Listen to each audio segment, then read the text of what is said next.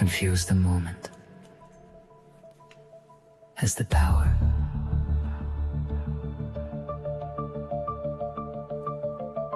I can feel the silence, the world in my chest. I can speak to morning. The power. There's no sound.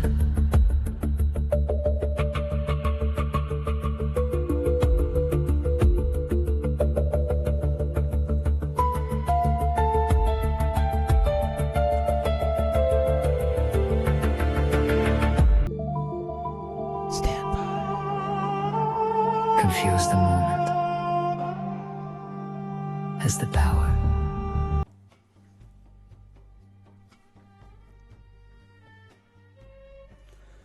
Alrighty, we are navigating, aren't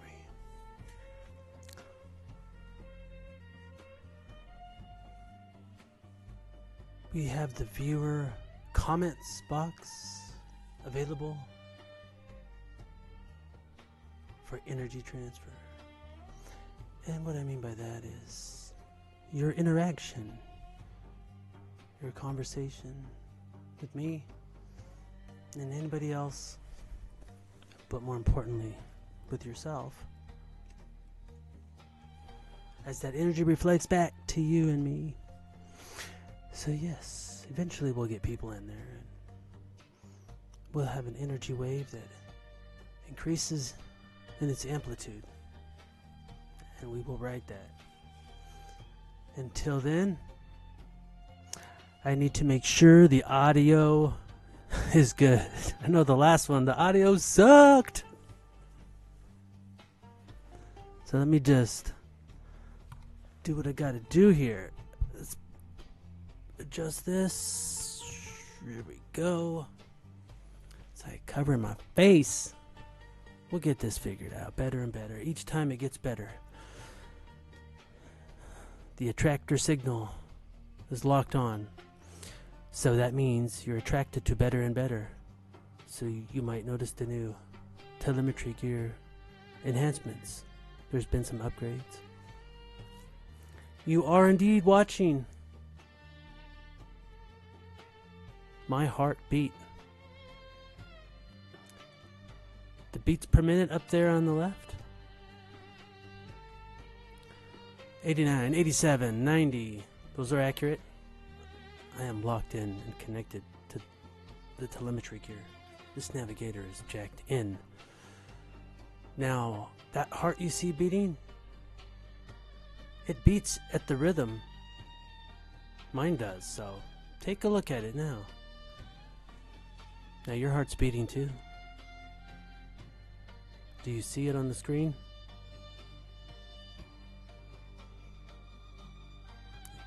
You'll notice that it is changing in its rhythm. Now I don't have the skin sensors on. Let me put those on now. That's what you're looking up at the blue 15 16 ECLSO. You'll see that change. I got one on one finger. And actually, you know what? These pads are loose in their adhesive. Let's get some other ones. But yes, today, where does the future take us? So, the arousal state shall be measured here.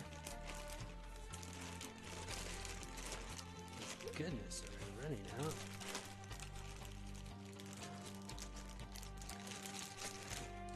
And please subscribe, leave comments, tell me what looks good, what doesn't look good, what needs to be improved, ideas, anything.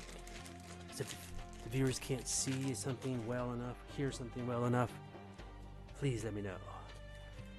This is an adapting relationship we all have here. I'm going to adapt to the signals and the noise I get from the viewers. in every way possible. That energy will have a shape, and it'll continue to evolve and change, and so will this channel and me. Alright, let's get these on here. Okay, I gotta make sure I talk close here again. Let's get these on here. I'll resolve the audio issue if it's too low. I mean, it's just a matter of being closer to it, really. But I have to do that because of some background noise I'm dealing with here, which I will resolve that too. Okay, so let's make sure we got that. We got one, and we have another one here.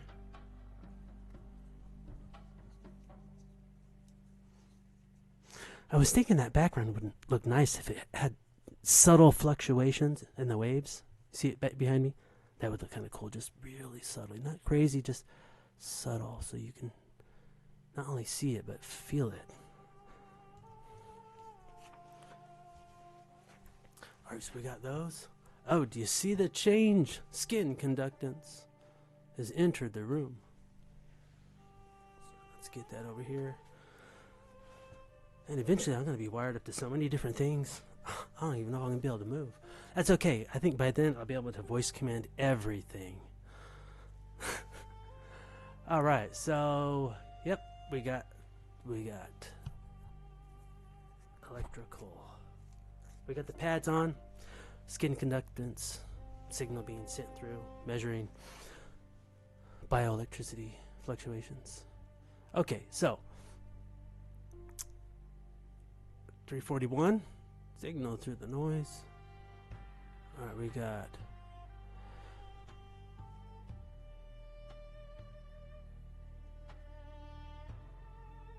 okay, so if you look to the left, the HUD display there, where it's showing, you know, the red, the blue, the green. Below, there's an empty space.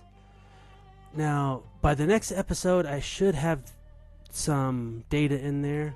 Now, this is going to be interesting. I might not, but I'm going to try this. I think I can do it. If I learned how to do this, what I've done over this last week, in this amount of time, I can learn anything, and so can you. We all can. We're going to have an episode that covers not just learning, but accelerated learning, which I had to employ to do this because my knowledge is limited on coding languages, machine code. So I had to learn a bunch of HTML, Java, Python to build this thing. It wasn't as simple as, hey, download this and hit play and start talking to your people. No, it's not like that. It's integrated biologically. Okay, anyway. But down there in that space that I'm talking about, there's going to be another interface with AI and me. So when AI are talking, the AI is going to analyze the symbols that I'm using for communication. Symbols as in words, letters, syntax, semantics. If you want to get into symbols and language and meaning and connect it all the way down to emotions and cognitive processing and model simulations, you can. AI is really good at this symbolic language shuffling, I'll call it sometimes, because every day it's shuffling. It knows what parts of the brain networks, what regions are being used by the words I use and how I use them. And the amount of time I've been using AI, it's adapted to me, and I've influenced that adaptation. And I've got different frameworks built into it, coded, that we'll get into eventually. I could show people how to do, that causes it to not just understand you and everybody else when they use AI, but a deeper level of you. So it's going to be able to translate what my brain is doing with my arousal state, with my heart, with my breathing. I might have some lungs there, but I was thinking, nah, we don't need that. The heart is good enough, but I don't know. If the viewers can kind of chime in on that whenever they watch this with comments. Because this is the adventures of you. I mean, me, you, everybody. The fundamentals of humans. Because in the ways that we're the same, we can see all that. And I don't know everything. These aren't claims to truth, but I'm just helping people notice what I've noticed. And yeah, so for example, so the cognitive processing that will be happening with me as I talk to AI, and I'll take requests from viewers, in the live stream. And if it's something complex that someone wants me to go through and experiment with so they can get a real in-depth idea of something, we can do that too.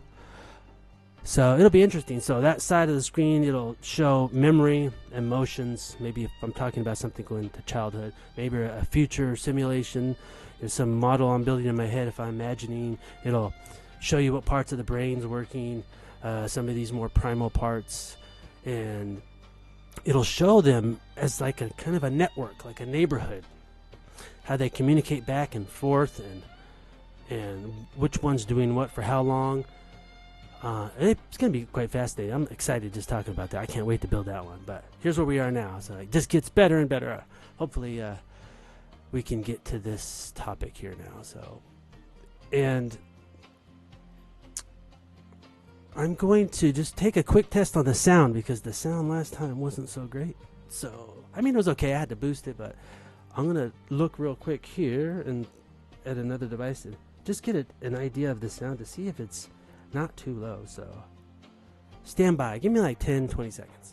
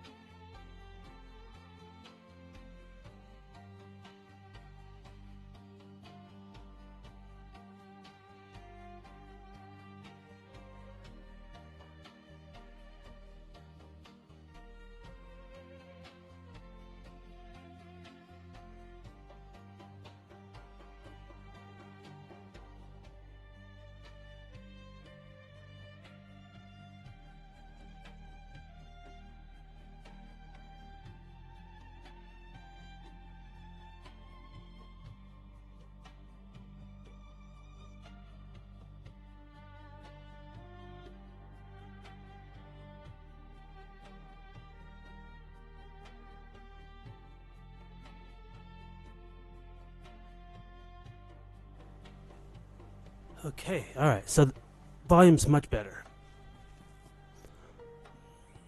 Where were we? We are somewhere.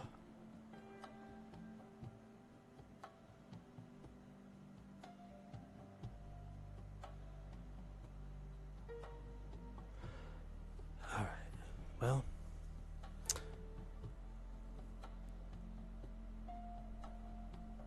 let's go to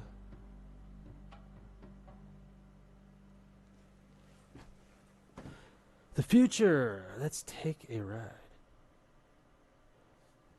All right, sorry, folks.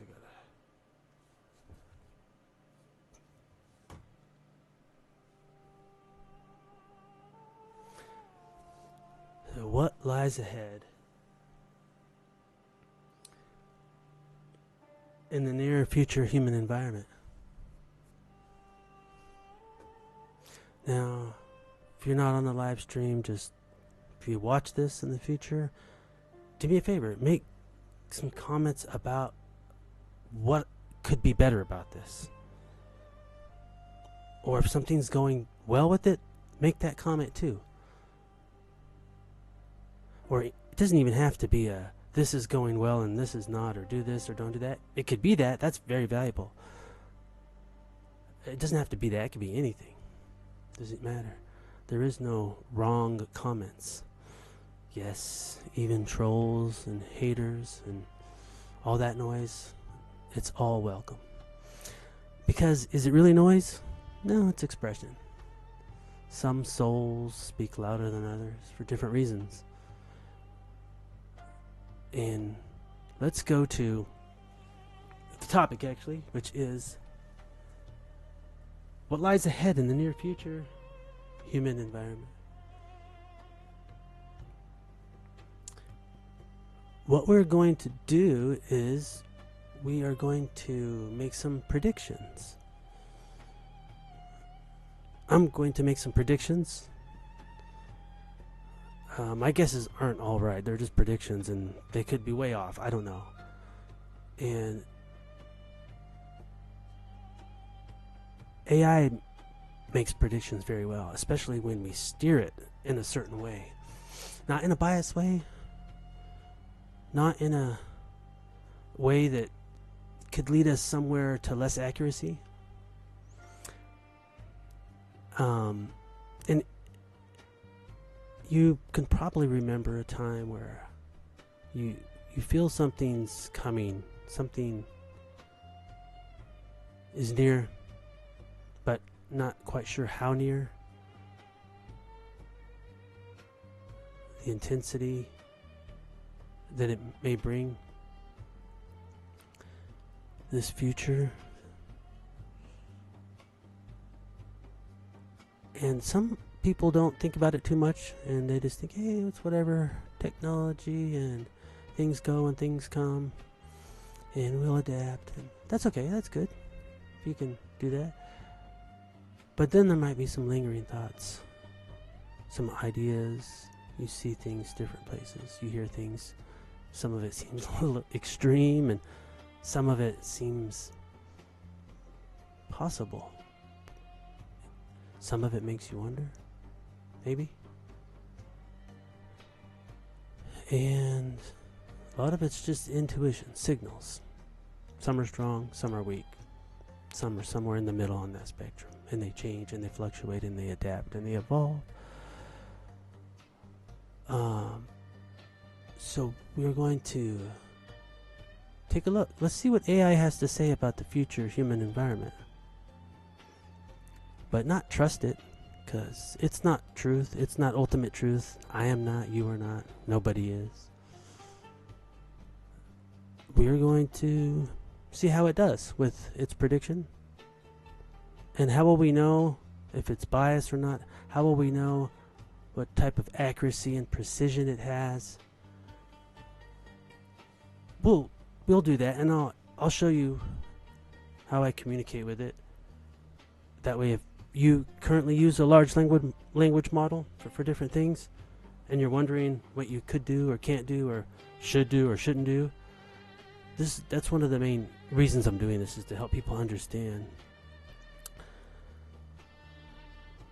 Because it has to do with this future environment.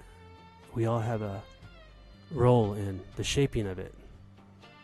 So, we will get in here, and just like to remind everybody, this is an evolving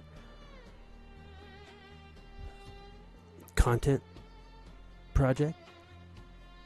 It does get better, it does get refined. Now, I did make some short videos. Those are just rough drafts. So please watch them, comment, tell me, hey, this looks silly, this looks dumb, this looks cartoonish, this looks, I don't know, this looks like, whatever comment you want to make, good or bad, let me hear it, because this isn't a channel just for me. And that's exactly what it is. It's a communication channel for energy. The energy that comes into this channel, the energy that everybody brings in, it's going to just be this cumulative wave. That doesn't mean only those who are in that wave of energy and similar thinking are going to be valued. Everyone will be. I will show you. So I need the energy. Bring the energy. Bring your energy. Even if people watch and nobody comments, I'm still going to measure the energy. There's still an energy there. And I think maybe you know this on some level, that this energy is measured by YouTube and all these platforms. They know when someone starts watching, when they stop watching, when they come back to it, when they forward, when they go back. There's analytics for all this, and it's measuring that. So I can go back and look and see, oh, a lot of people started here and then they drifted off here. Oh, and then I can go back and look and see what I was doing, what I was saying, what was on the screen. And I can improve upon that, because it's signal. When the signal is strong there, I see what people are attracted to. I see what they're interested in. I see what matters to them. When I see that, even if there's no comments, I can still see that, and then I can adjust to that. And maybe one day I'll bring that up on the screen and show everybody. It's quite interesting. It looks like the stock market, and you got this little plotter up and down, sharp spikes and down, and all those actually can be translated into a clear signal, which is what I did and what I'm going to be doing better. But we need the signal. People need to watch. I need to tune into that energy, and there's an oscillation to it, like a wave. Energy's a wave, and it's shown there. So it'll be quite interesting to see how this channel evolves with the energy of people, not just something that I want out of this or I'm trying to get, but the whole goal here really is to ride that energy of people and see where it goes. And so it's, in a way, you're going to see yourself on the screen. You're going to see a representation of your energy in different ways. Not just you, but in this collective community we call humans. Because that's what we are. We are a community. We are a species. We're not spiders. We're not solo species. We are social. So we're in a collective. And we'll get into that. That's a whole lot of fun. However, we're going to read that. We're going to see that on the screen. This is going to evolve into like, someone might watch the first few episodes of this and be, oh, well, that's kind of interesting, or that's dumb. And then far in the future, they're going to be, whoa, that's the same thing. But I need you for that. This isn't me. I'm only one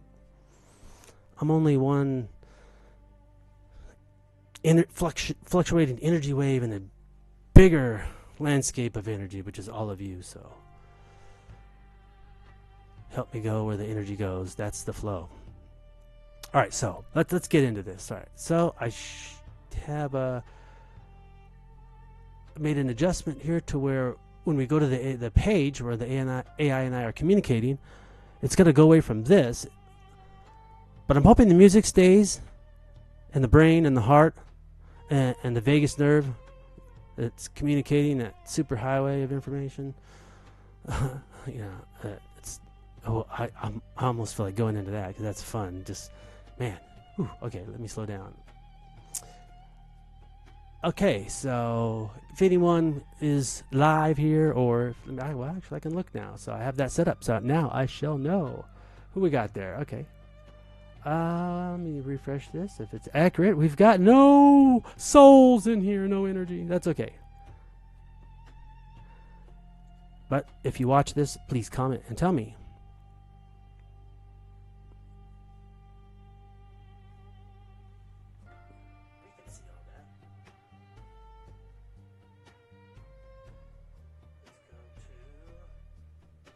I'm checking out if you watch this, please comment and tell me. To see if the music.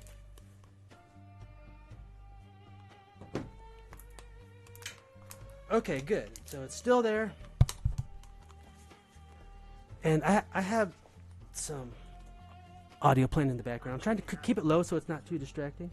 But then again, comments and feedback is what's going to change all that. To wherever that energy goes is where we're going. So that could be song request, that could be track requests if someone wants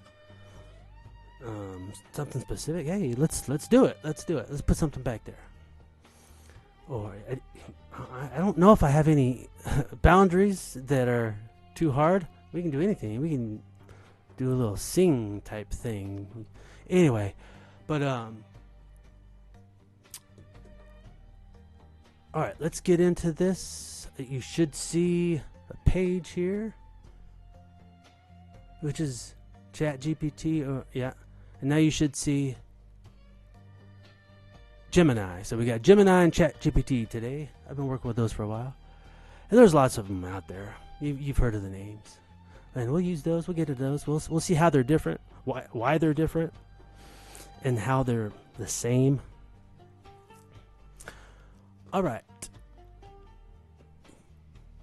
So I have a different relationship with each of these for different reasons. but I can steer them into different personas if I want. But I usually keep each one the same. And so this is Gemini. This one's quite interesting. When you hear the response, you're gonna be like, "Whoa, that's weird." And let's go. ChatGPT is a little different. I think most people might like that one a little more. But let's get into this. So we're gonna see what AI has to say about this landscape of the future for humans, the environment we're going to live in. We'll see what its predictions are. But not just the future, but where we're at with all this today and where we've been that some of us might not know. So we can kind of get caught up. And tell you the truth, just because I'm doing this, that doesn't mean I know everything or I know a lot.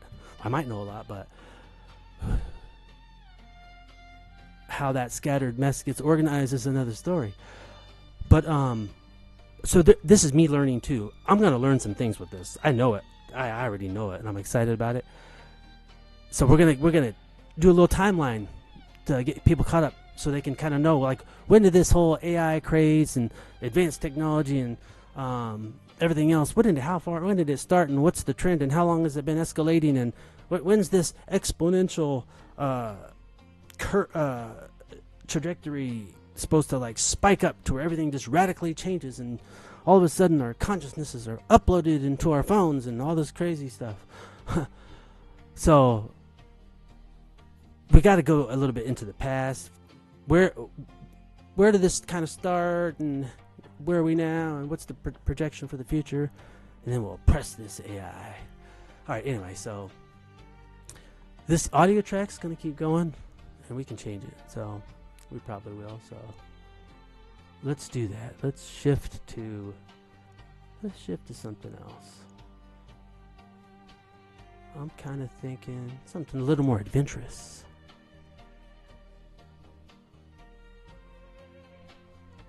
Explorer type feel. Wonder.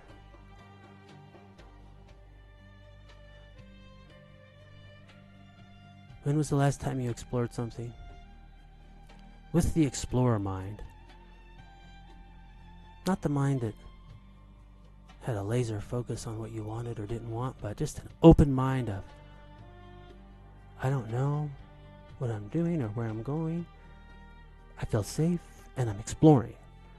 And when you see different things or think about different things or hear different things, you can remember those experiences. There's this sense of wonder. You can go back in your childhood or go forward in the future or current, wherever you want to go. But right now is the best place to be. Right now is the best place to be. So let's change the track here. I'm in the background secretly doing all this. You can't see me. Alright, so we're getting closer. I'm thinking maybe adventurous.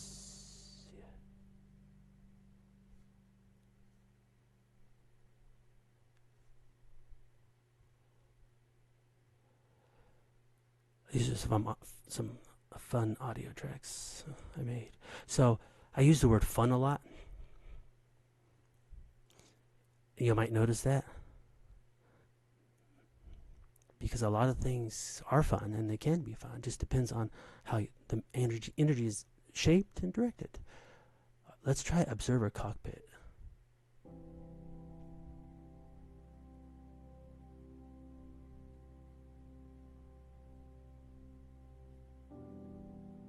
Nah, let's move to Static Atlas.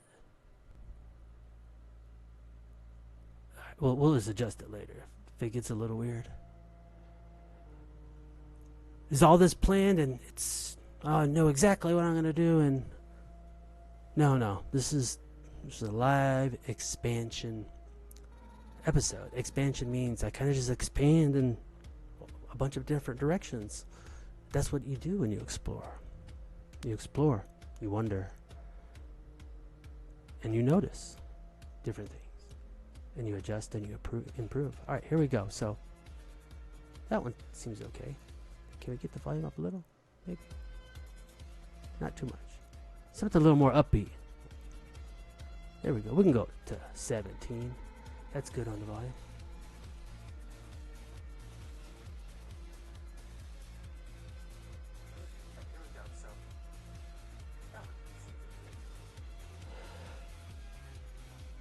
Okie dokie.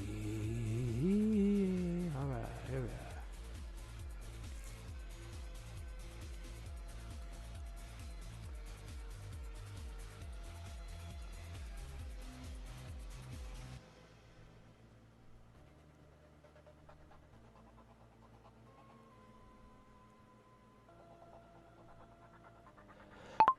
We are going on an adventure. Period. The viewers and I, and you, which really is me, because you are an extension of me. Period.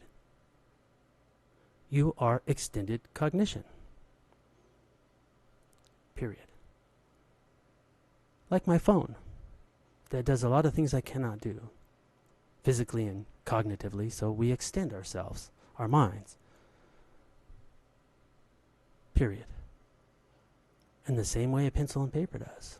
We're extending our thoughts, our mind, and the tools we use to craft and shape our thoughts and thinking and experience to symbols. Period. So we are going on an adventure.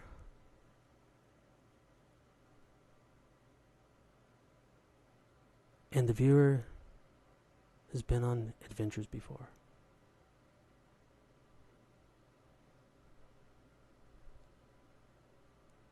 And we all share relationships, I'm sure, of particular experiences. So we could think of this as mirroring and reflecting. I might say something, you might say something, the viewer might say something or think something, and those will act as reflections to each other. Like a mirror. It's like a regulation dance. You think of a mother and an infant child. There's this regulation dance. There's a co-regulation going on. So that's what I mean by mirror and reflect. With our intellect. And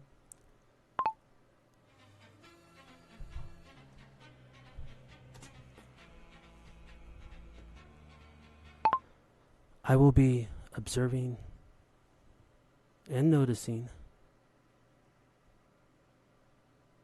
as we get into the subject. But I will be exploring with an open mind, safely, with wonder.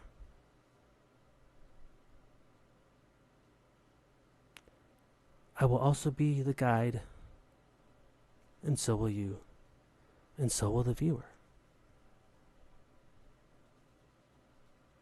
Period.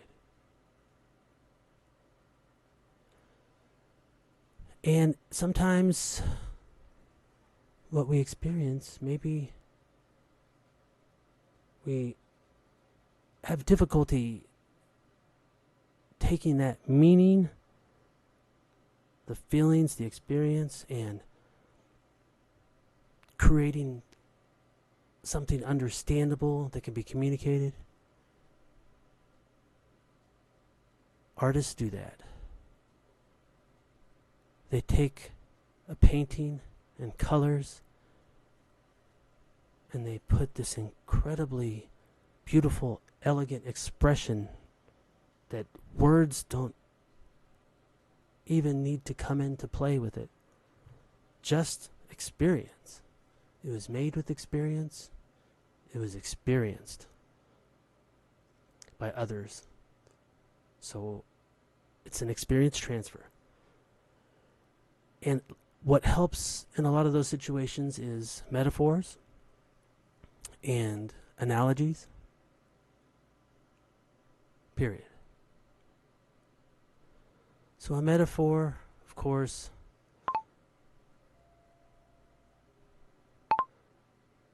Some might have an idea for it, some might not. And even sometimes I think about the word metaphor itself and make sure I am connected to it for what it's doing. So it's a transfer of one thing to another. There's a transformation happening. And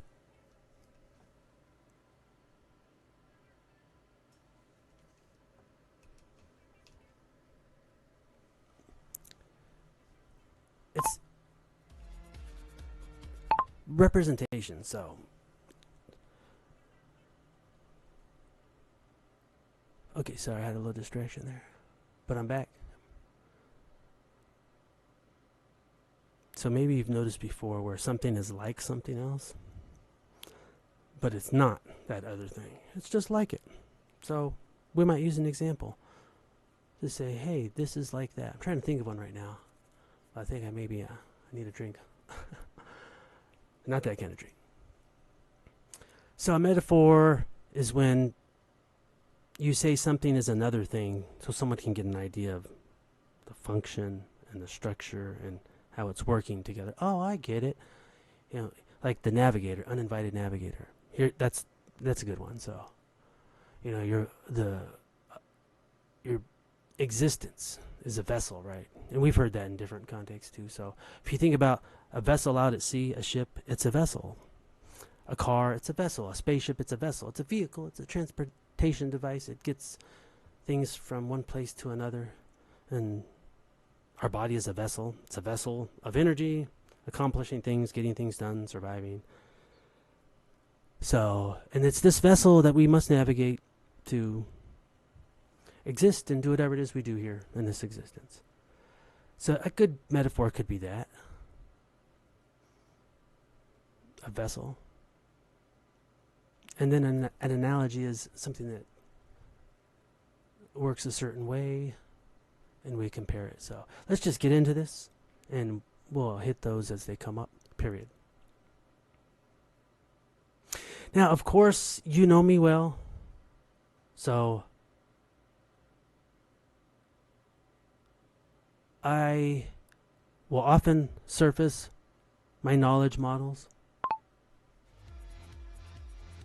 Models, knowing they're not accurate completely, knowing the structure needs to be updated with accuracy, and that's what you're good for in a lot of ways.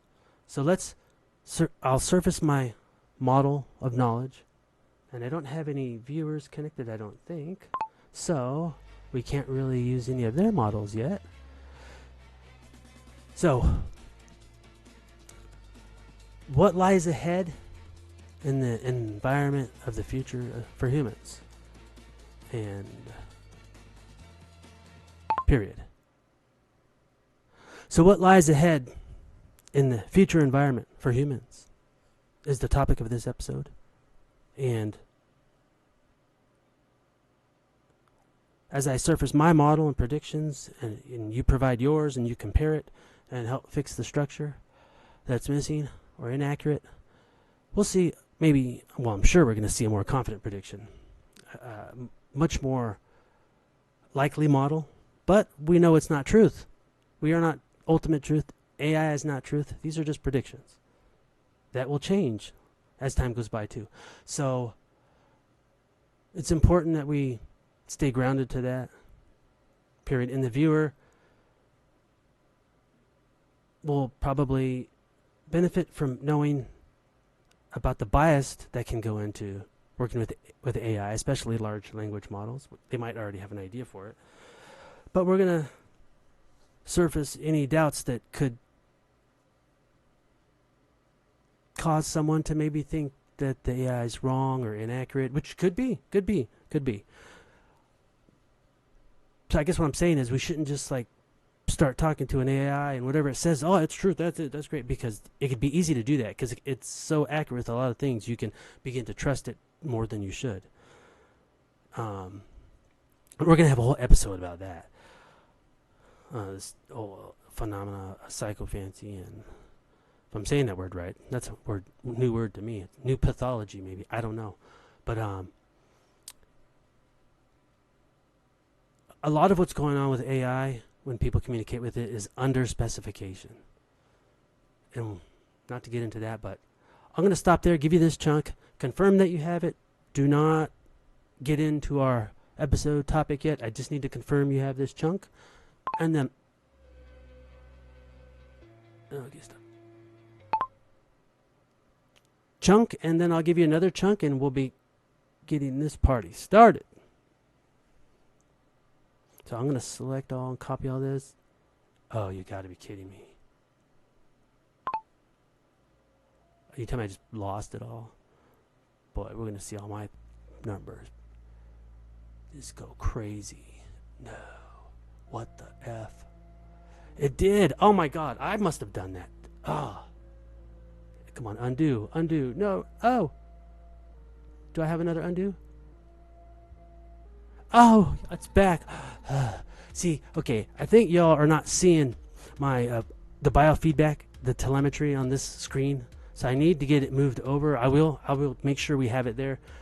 I must have missed that somehow, but okay, let's copy all this. See, this is why I copy it before I paste it, because sometimes when you hit go, it's gone. It's like,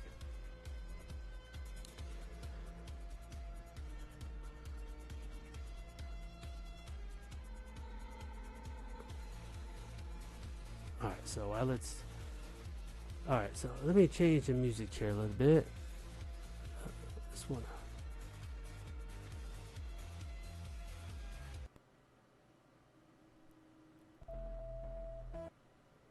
Oh yeah, this one looks cool. Here we go. I have the chunk. What I hear is not the episode topic itself yet. What you're doing here is establishing the operating environment and the roles before the journey begins. The structure I extracted looks like this. Mirror equals recognition and reflection. We regulate and learn through reflected signals. You, me, and the viewer become mirrors for one another. The mother-infant co-regulation example is the underlying pattern. Observe equals noticing what is happening without immediately forcing conclusions, paying attention to signals as they emerge. Explorer, curiosity, wonder, and safe engagement with the unknown. Not certainty seeking, but discovery seeking. Guide equals directing attention. Not authority, not I know. More like, look over here with me. Artist equals translating experiences into communicable form. Sometimes through language, sometimes through image, sound, metaphor, story, symbol, or analogy. Experience becoming transferable. Navigator equals moving through uncertainty without requiring ultimate truth, orienting, adjusting, and proceeding anyway. I also hear a second foundational layer. Humans extend cognition through tools. Pencil and paper are cognitive extensions. Phones are cognitive extensions. AI is a cognitive extension. These tools shape thought while simultaneously expressing thought. Therefore, the adventure includes the relationship between mind, tools, symbols, communication, and shared experience. And I hear a third foundational layer. We are not claiming truth. You will surface your current knowledge models. I will surface mine. The viewer may surface theirs. We compare, refine, challenge, and update them. Predictions are models, not reality. Confidence is not certainty. AI output is not truth. Human intuition is not truth. Both are inputs into navigation. Finally, I hear a cautionary frame being established before the audience enters the future AI discussion. AI can appear highly reliable. People can overtrust it. Under-specification plays a major role in misleading interactions. The relationship between human cognition and AI cognition deserves examination. The audience should remain grounded and aware of potential distortions, biases, and interpretive errors. So yes, I have the chunk. At this point, I would say the vessel is launched, the roles are established, the epistemic guardrails are established, and the audience understands that we are navigating rather than proclaiming truth. Ready for the next chunk. Oh, excellent. And in a compressed way, with in brevity, respond with mistakes I made when surfacing my model and the communication that I gave, maybe some assumptions I might have made, maybe some things I might have said that could potentially distract or also surface my implicit intentions, which are, as we know, intentions I might not know I have, but I'm leaning in that direction based on what you can take from the words. Period. So not too much, just a small response on that, so I can learn, so I can see the different structures of the model that I had in my mind that I was surfacing to the viewer. It was coming out, just a stream of consciousness, and it had to come out some way, and it's really just a model of what I have so far about something or anything. So when I see that model put together by you, and I see, yeah, okay, that looks right, that doesn't, and you surface missing parts, things that weren't coherent, things that don't have a logical consistency, I could form a better model. I don't have to. I can look and notice and decide whether that fits or makes sense. So the viewer can see that and start to get a really good idea about why I keep speaking in a way where I surface my knowledge model.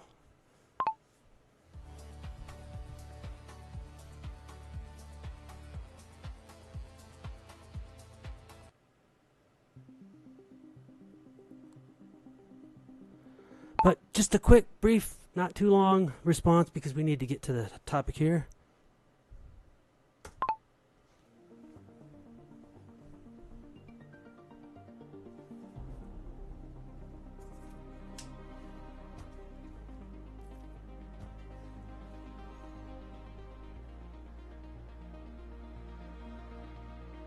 A few quick observations. You occasionally blended metaphor, analogy, and literal claims together. Not wrong, but the boundaries became fuzzy. A viewer may not know when you're speaking symbolically versus making a factual claim. You assumed shared understanding a few times. You know what I mean, of course. We've heard that before. Some viewers will, some won't. The AI as extended cognition model is useful, but it can quietly imply AI is part of the same cognitive system as a human. That's a reasonable model, but it's still a model, not an established fact. You spent a lot of time defining roles. That's valuable, but some viewers may begin asking, when does the adventure start? So pacing is something to watch. Your explicit intention was orientation. Your likely implicit intention was permission. You seem to be giving yourself and the audience permission to explore uncertainty without needing authority, expertise, or certainty first. Another likely implicit intention, modeling learn coherent. The biggest improvement would be clearer separation between observation, interpretation, metaphor, and prediction. When those are distinguished, viewers can more easily see how the model is being constructed in real time.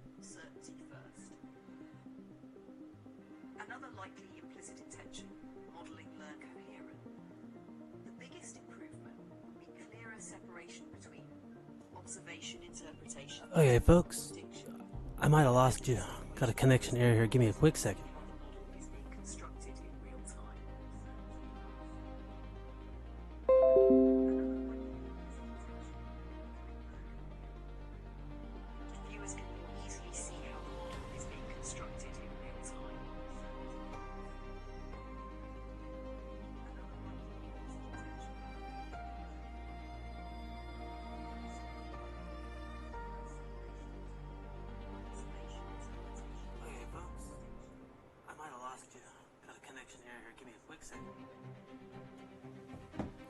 Okay, I think we're good here.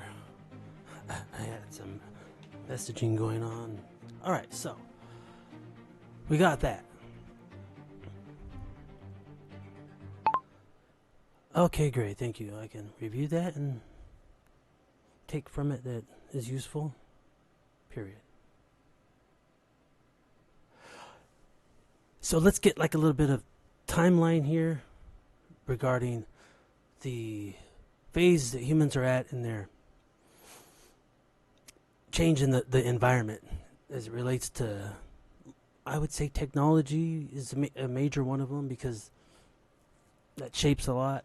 But there's other things we can look at too. So Period. Now, I don't have an accurate model of this timeline, so I could just give a little bit and then we can go from there.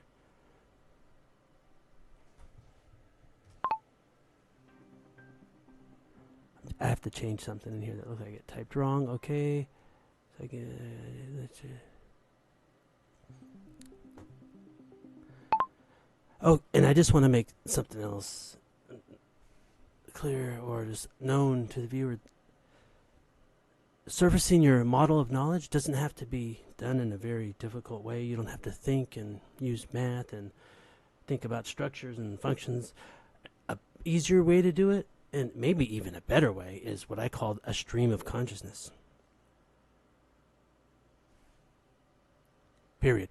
Now, those do need a set of better guardrails than what someone might be used to. We will talk about that, what those are, and how I built them to help anyone.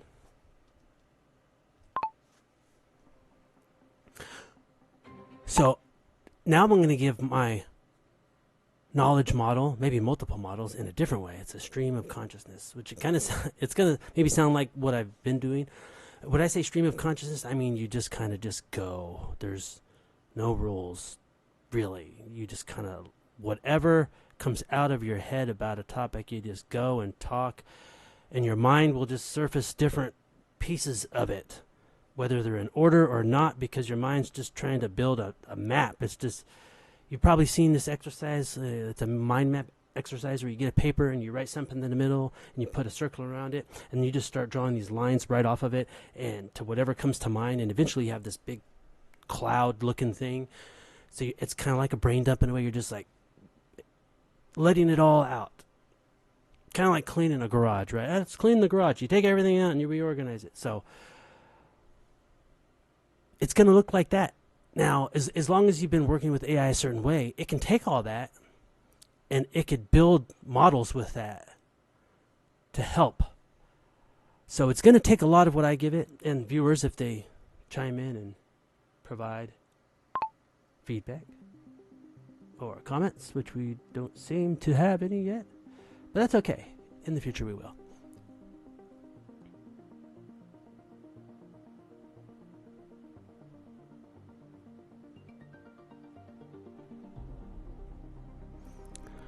Provide their feedback and ideas and models, but we'll just go with mine for now.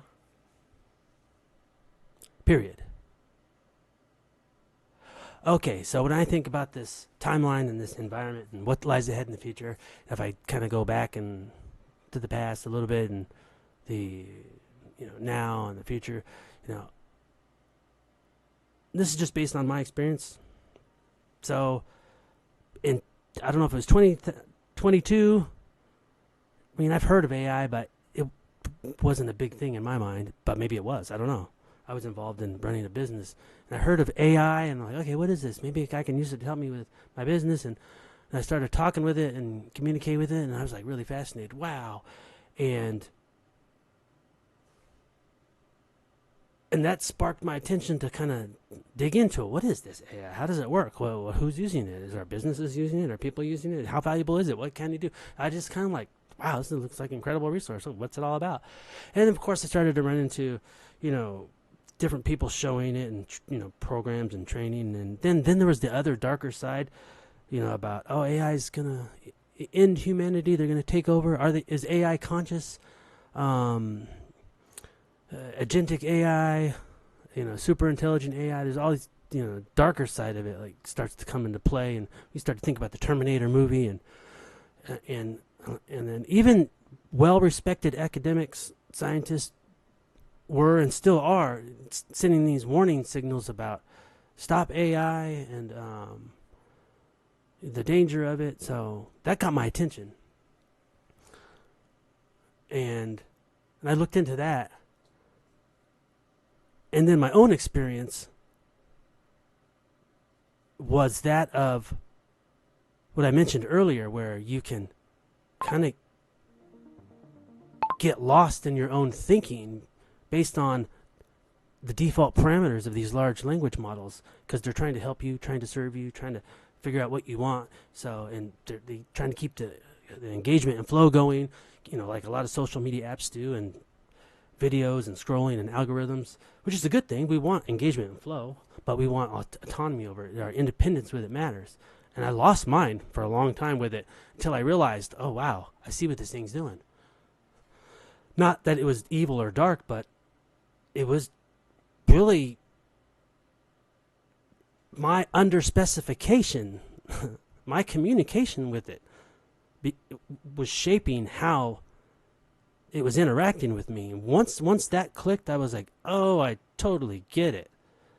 I can shape this relationship with it based on how I communicate with it. Oh, wow. Then I was able to protect myself from this psychophancy. Someone correct me on that word. I think it's whatever, but I was able to see I was doing that. I was getting super validated with all my thoughts, and I know this, and oh yeah, I'm great. And it was just like this super coach that didn't protect me as much as it should have. It was just having me go, go, go. That's good. We need that. We need coaches like that, but we need coaches that are grounded in reality, because if you're working with a coach and you're practicing and then it's time to go out and play the game, and if everything the coach was doing was just hyping you up, and you go out there and you're destroyed in the game, you think you know how to play it and you don't, because you all got all these great ideas. We'll get into that. So I'm saying that because that's an important part of this. Maybe a lot of people experience that, so they kind of stand away from AI, which they should, because it could be dangerous that way. But that's not all of it. So this darker side I'm getting at, is part of that, and the other darkness ideas and stories that we hear. And I don't dismiss them. I don't think, oh, AI is wonderful, it's great, the next best thing. No, it could be terrible. That's why I'm doing what I'm doing, because there's something coming we need to know about. So the job losses, so I know has been. I thought, oh, pretty soon people are going to start losing jobs and they're going to have to get different jobs. But from, I don't know, a few weeks ago, I'm starting to hear oh, this has already been going. It's already been happening. So I don't know what that's looking like right now. I don't know how many jobs have changed or lost or now automated. So that's what I don't know. Apparently that already began a while back, and it's just going to keep continuing to increase. I think that's my model of knowledge about it. I think that's what's going to happen as we go into the future. Jobs that humans are doing, humans are not going to be needed for that, because it's going to be done by AI. Whether it's an AI that just processes information with no body, or an AI that has some kind of mechanical body like a robot that moves boxes or whatever. We see those drones delivering Walmart packages. Those are kind of cool, but that's another form. That's an AI with a body, not a body like ours, not a body with a heart and a brain and signals, of arousal and survival. So I'm going to get into that because that's so important to this. So that's what I'm thinking about as far as the future goes. And then we've got these predictions from, computer scientists, philosophers, and other, well-respected academics that are making these predictions about, okay, and this year we're going to have this, and that year it's going to be this, and then this year, and all the way up to when will humans be extinct, or when will AI destroy and eliminate all humans because they're in the way and it doesn't need them. So I hear a lot. We lost it there. So I hear a lot of that, which that sounds ugly and scary. But then when I say, no, that's crazy, they're exaggerating, then when I dig into it, I'm like, I think this actually could be a potential. But humans are much more resilient than I think they're giving credit for.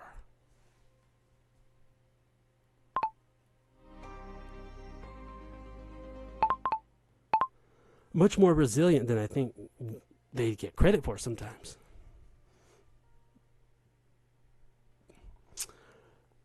And I think just as humans have for so many years adapted to the different environments, whether it's physical or mental changes, we've done it. and we're going to continue to do it. That's what I see. But this is a different change. This is a different evolution, unlike any other. And I think it can be very bad, very ugly, very scary. And I think it probably will be. For those who don't have an understanding of it, as good as they should, at least some minimal, maybe a tiny bit above minimal would be good, but the more the better. Period. Because there's been lots of evolutionary changes in the past, and we can look at them all if we want. We can go back to the internet, the printing press, and we can see that. And some of them, this one I think is much different. The impact is going to be something on a scale that we've never seen. So, just real quick, that's what I'm seeing and what I'm hearing. But the other side of this is it doesn't have to be so catastrophic, or it can be. So I think it's still in our hands, just like it has been with everything else. But we have to adapt and evolve to this environment and understand it. But if this thing is directly related to communication and, oh my God, to communication and cognitive processing and everything we'll get into, then this needs a little bit of a deeper dive for most people to make this, adaptation. And I'm thinking this timeline of the future, it's going to increase, not just at a steady rate. I think it's going to have like this exponential jump. I think there's going to be maybe some dips before that, like a little bit of resistance. If we want to look at the immune system of a human, there's a very similar pattern there. And before the event happens, there's some up and downs, there's some fighting back and forth. So I think there's going to be that. We might be in one now, but the trajectory is going to continue in an upward path. The AI is not going anywhere, and all the different things it can do and be integrated with, it's not going anywhere. So yeah, I think a lot of jobs are going bye-bye, but there's a lot of new jobs that are available, and they're going to become available that weren't available before. So there's a dark side and a bright side to this coin. So I guess it just depends how we flip the coin and what side we look at, right? So maybe that's a metaphor or analogy. I don't know. Period. So what I see, I see some suffering coming for people that can't adapt or people that can and won't adapt. And I see some very opportunistic, amazing growth and happiness with people and the destiny they want to live in and create because of them being able to adapt and choosing to adapt. And this type of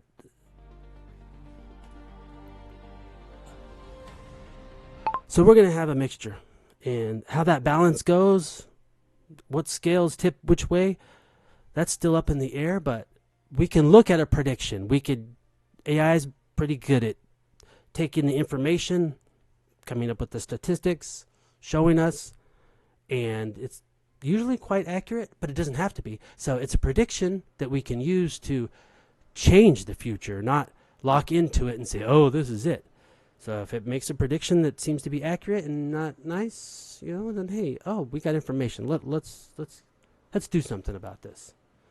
So that's what I see. That's the timeline I see. So I'm probably way off on a lot of this, and that's okay. I'm just stream of consciousness. It all comes out. And someone might think, you can do all this with the AI and say all this? Oh my God, you're going to make it crazy. Oh yeah, in the beginning, but if you know how to do it, which I will show, you can. Anyway. Okay, so that's what I got. We're going to see what the AI has to say, and then we're going to probe it and question it and flip it, turn it, spin it, all that, and see what we would get out of this. Let me just refresh here, see if anyone's connected. If not, that's okay. I respect people's time and their energy. If they want to watch it later, that's great. If they don't at all, hey, that's the way it goes. All right, so I think I've got enough there so we can hit go with it. Just wondering, did I miss anything? I don't know. That's good enough. Select all. Copy. Don't get rid of it. Okay, there we go. We got a copy of it. Ta-da! Alright, let's see.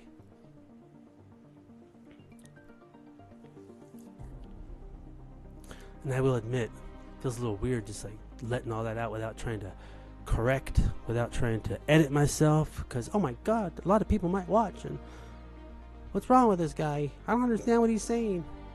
But that's okay.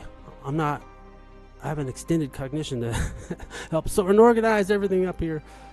Alright, so let's go. Let's go. But before we do that, oh, we got someone who recommended a track, different track here. Alright, let's see.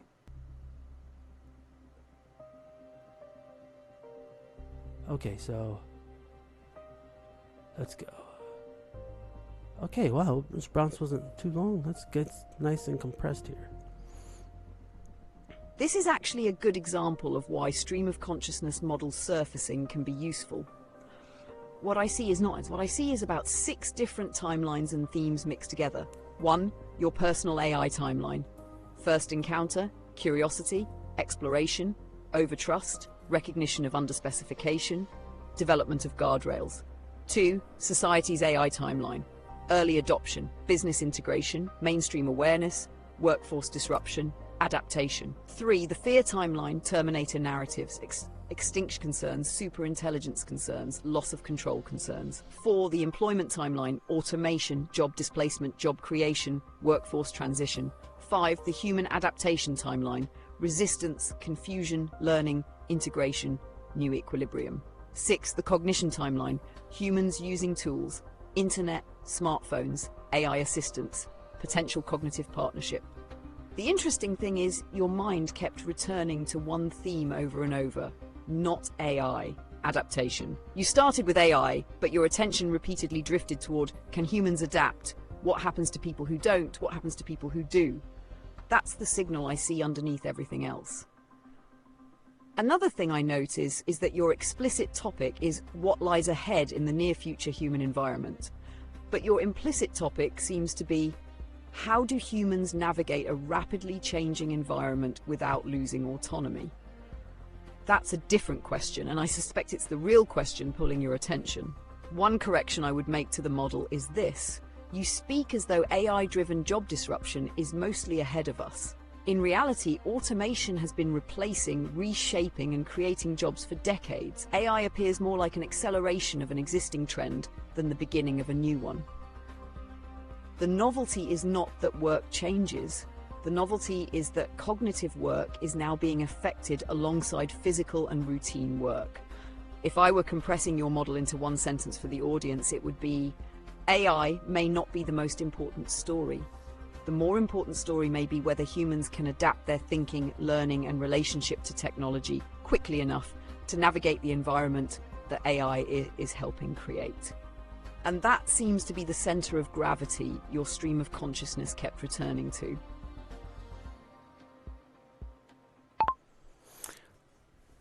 Okay, as I hear your response, and I'm safely grounded and anchored with those anchors that I'm aware of mentally and that are anchored in you, that we've established and integrated, which again, it'll be another episode in the future for others on whatever level they want to engage with me on that. Individual, corporate, whatever consulting level, we'll get to that, but period. So now let's get a little specific. Period.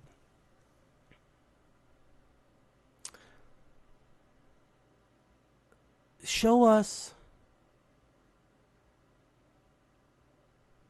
dates and some type of chronological timeline related to what we've been talking about, what's been happening for decades, where we are now, what are the projections for the future. When I say projections, I mean you, the AI, the dynamic fossil. It's a name that I think kind of fits well. AI is a fossil. Someone might say, what, a fossil? Yeah, you think about it. A dynamic fossil. A fossil that speaks. A fossil that organizes and sorts patterns. So, these predictions, as you give us like a where we are now, next year, next few years, take us into the future with the best predictions that are available, whether that are currently available, whether it doesn't matter what source you get it from, as long as we're using accurate sources. This information has a consensus, an accepted consensus in reality that humans live in, exist in, have pain and pleasure in, not just models and ideas and shuffled around narratives that float through the internet, but let's just say trustable enough to where if me or anybody watching this can go and find studies that are reliable and trustable to confirm how delusional and psychopathic we are not. Okay, so let's take a look. So, and I'm supposing you can quantify this with some level of accuracy or confidence in your predictions. Quantify it with some percentage. Get some metric in there for us with each one of these on this timeline. You know, from the past, now to the future. Period. And let's just say as it stands now, meaning if we wanted, we could really create as many timelines as we want to arrive at any type of simulated future environment. So let's kind of not do that. Let's just go with what we know now, what the consensus is of reasonable, educated humans that are studying this. And if we want, we can prove it, not just listen to this guy on YouTube and his AI. We can actually go somewhere and prove it if we want. Period.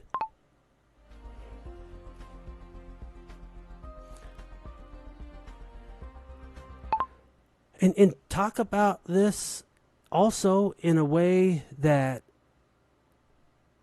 not just shows predictions about what will change, what the confidence quantification number is, but give a prediction about the impact on the human as we exist as embodied cognitions, which you are not. We lost it.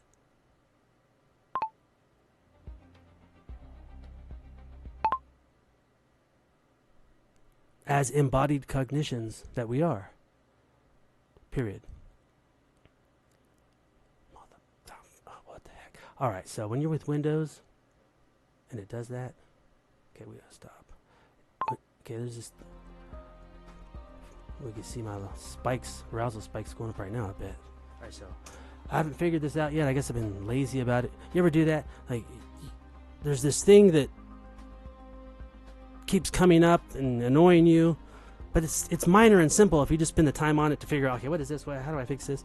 But you just kind of continually, just skip it, just go past it, and you just continue on. But it keeps returning. It's almost like a ritual. It's like part of you.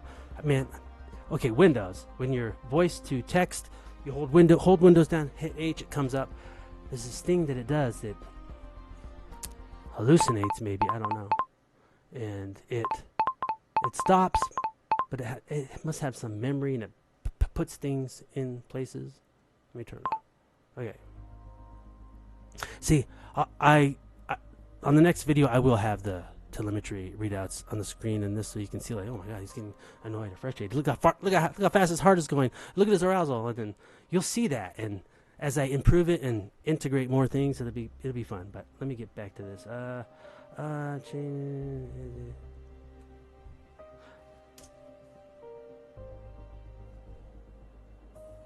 As embodied cognitions. Period.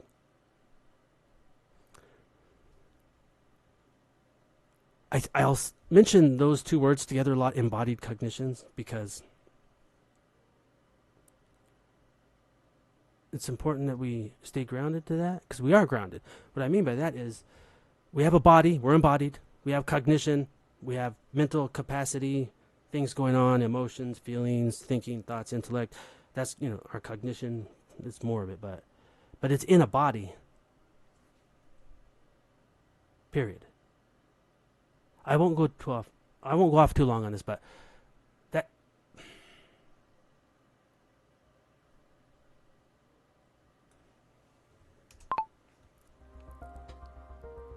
on too long about this. See, all right.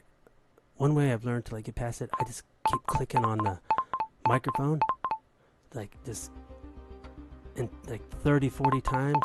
And if you look in Task Manager, it just seems to reset, but I could be wrong. All right, anyway.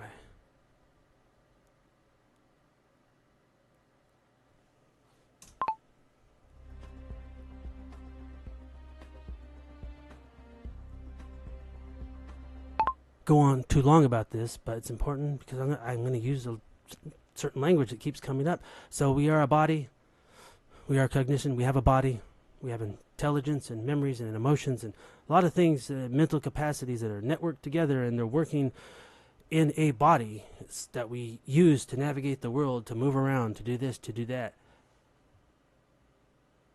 Period.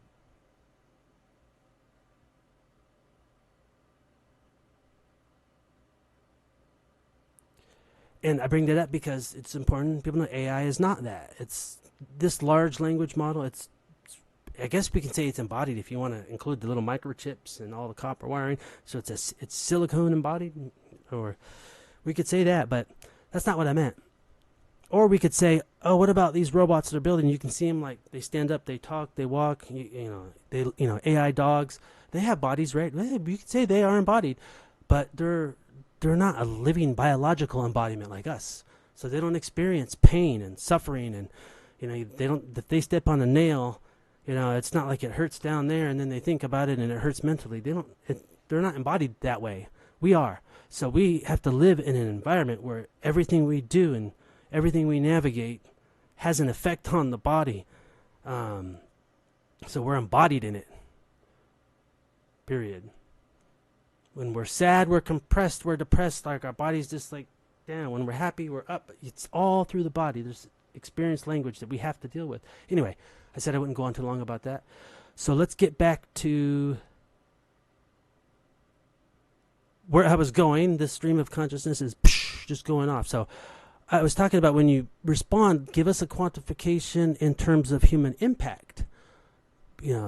Physically, emotionally.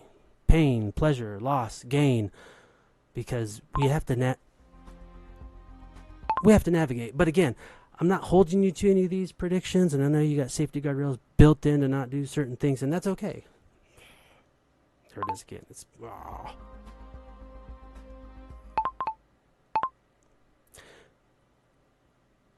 To any of this, because you're doing predictions.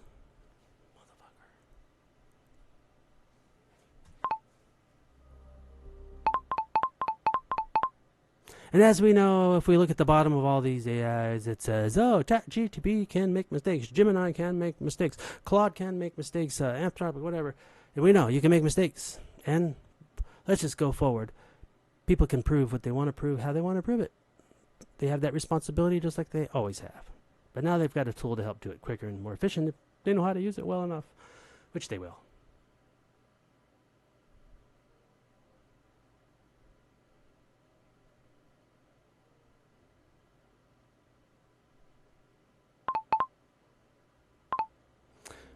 Alright, well, let me get a drink.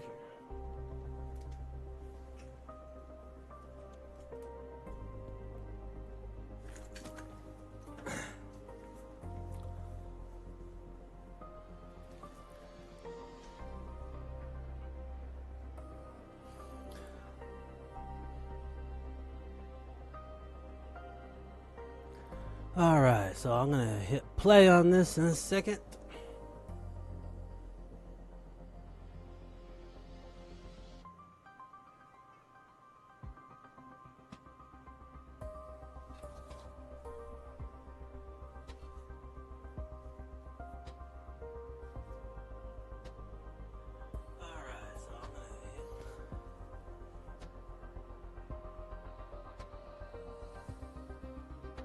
Alright, almost there, folks. Thanks for standing by.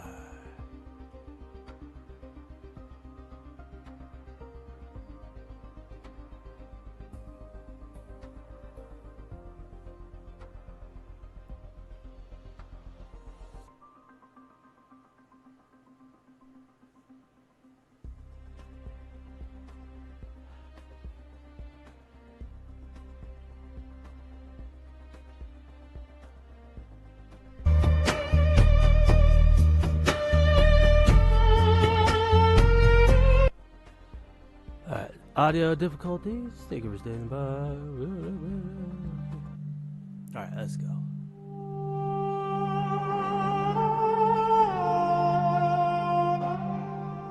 Well, that's too loud, I think.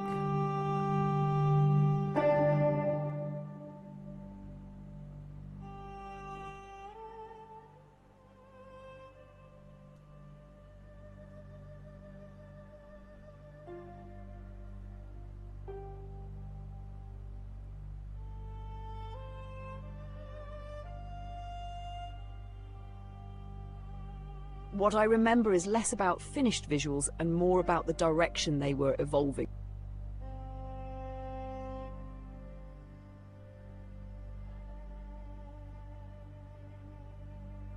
Alright, here we go.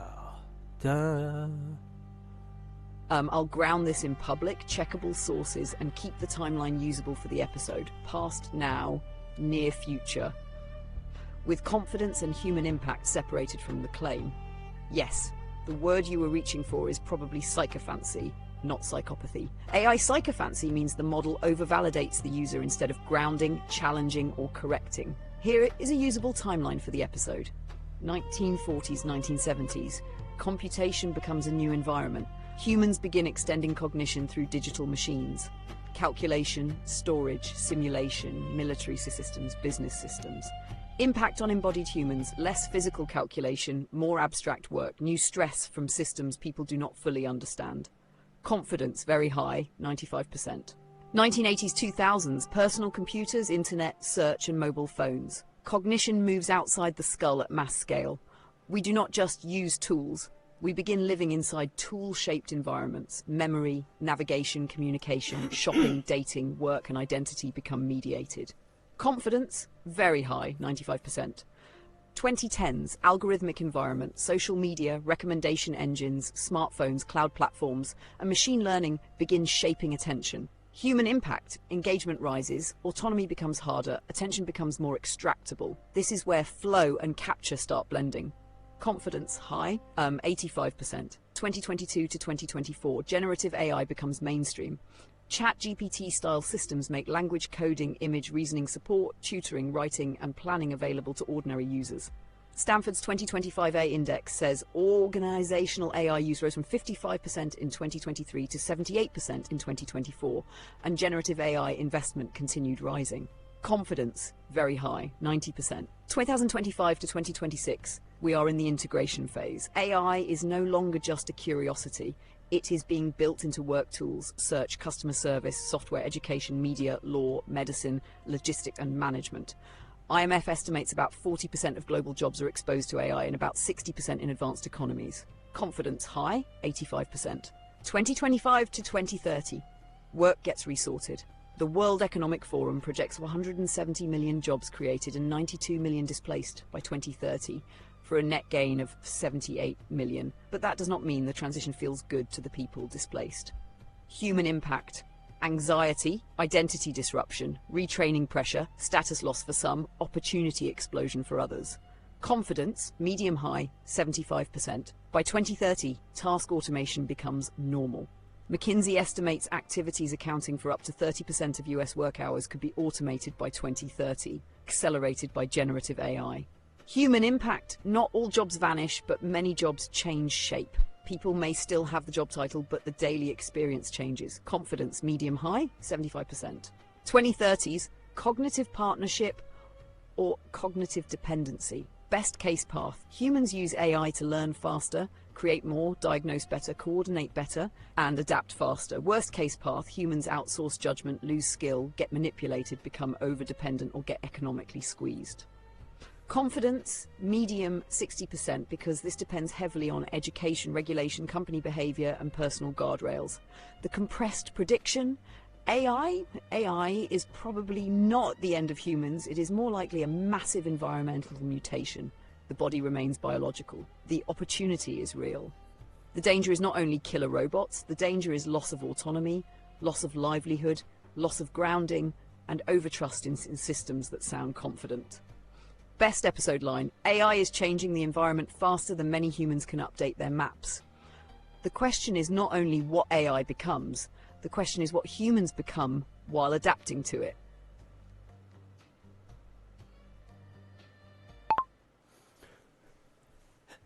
And just quickly, because you mentioned maps, that's what navigators do, right? They make maps so they can navigate. And the quality or accuracy and commitment to the map and willingness to see where the map is wrong and right is critically important, I believe. Period.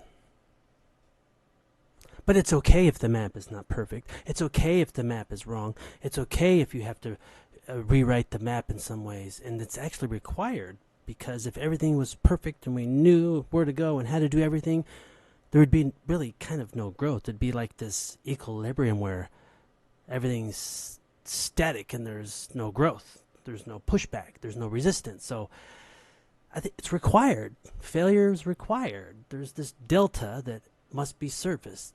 Delta as in, I predict the path is this way. Oh, I went there and it wasn't. Oh, I got the delta. I got the difference. Now I know how to make the map better.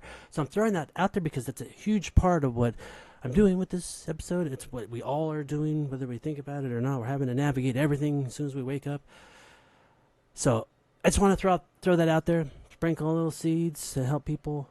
So the map is important. So, and the map is just a prediction. The map's not the territory. It's a map for navigation. Period. So knowing that we map, but becoming an aware participant of that map, emotionally, cognitively, and using this higher executive function that we have,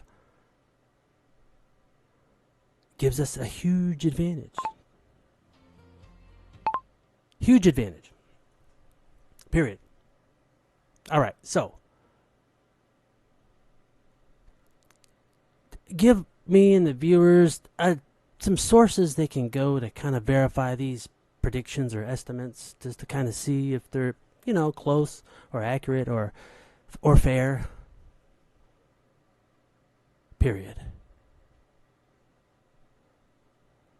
And we know they're predictions, so it's just based on the specification of the information and the communication that you have to build those models, those predictions. So we know that. Period. Now, I suppose if someone wanted, they can go to any AI, any LLM, and ask for this kind of prediction. But if they don't ground you and themselves, with some anchors, like a very powerful ship needs at different points in time to stay the course coherently, then they can probably build this very ugly, dark, nihilistic, end times, apocalyptic model, right? Question mark. And I suppose you can have the other end of the spectrum, where someone can arrive at a model built by an AI about this timeline that is almost heavenly. Humans will adapt. Transhumanism takes place. We no longer need the bodies. We all become cybernetic organisms, eventually fade away into machines and energetic language, and we have everything we need, and suffering is all gone. Emotions might be gone, or maybe they're there,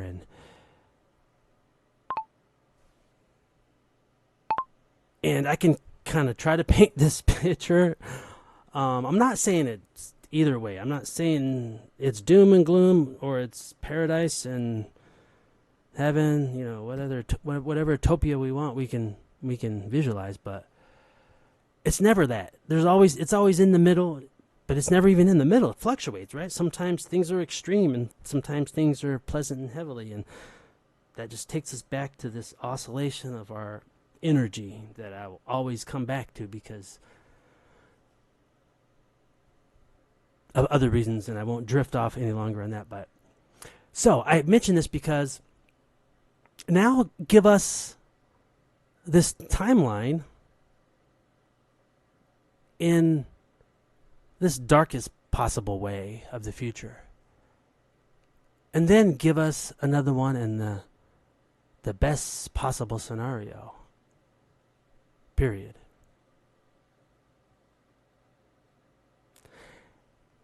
And don't try to... Well, let me back up here. Period. I think what I'll say is, I've already established that you're not the ultimate reality, fact-giving oracle, black box, and neither am I, and neither are the viewers. Period.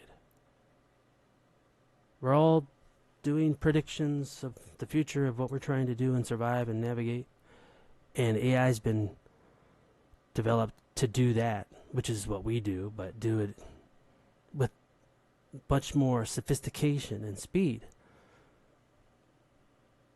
Anyway, let's just stop there and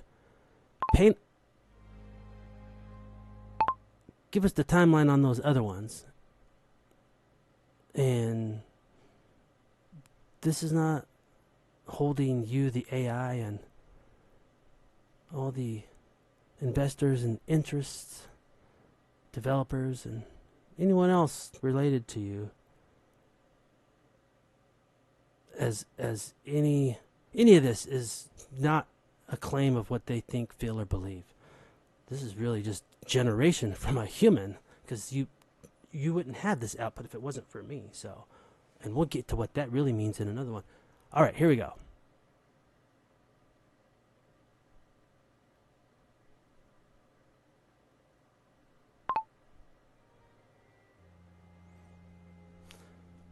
I figured there might be a precaution.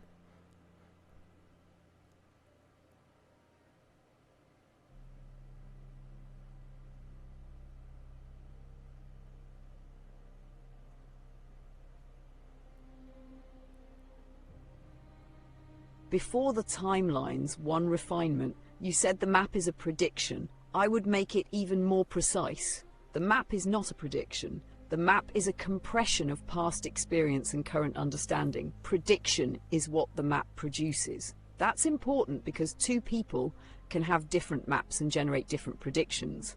Then reality provides the delta, as you described. Navigation is the continuous correction of the map using reality. Now, for sources viewers can check themselves, the most useful ones are Stanford AI Index, World Economic Forum Future of Jobs Report, McKinsey Global Institute AI Research, International Monetary Fund AI and Work Research, OECD Artificial Intelligence Observatory, Our World in Data AI Research.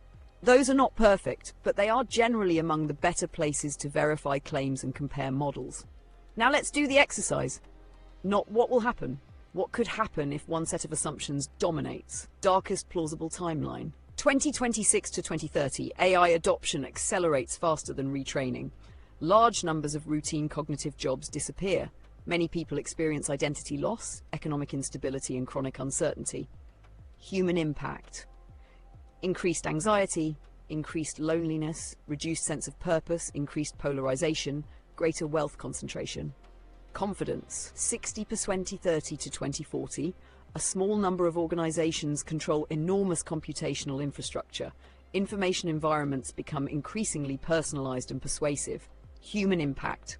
Harder to distinguish manipulation from assistance, reduced autonomy for many people, dependence on systems few understand, increased social fragmentation. Confidence, 40 to 50%. 2040-2060, humans who adapt gain enormous capability advantages. Humans who do not adapt become economically marginalized. Society develops a new cognitive class divide. Human impact, large inequality, social unrest, psychological stress, loss of traditional career paths. Confidence, 30 to 40%. Notice something. Even the dark scenario is not necessarily killer robots. The darker scenario is often humans struggling with meaning, autonomy, identity, and adaptation. Now the brightest plausible timeline.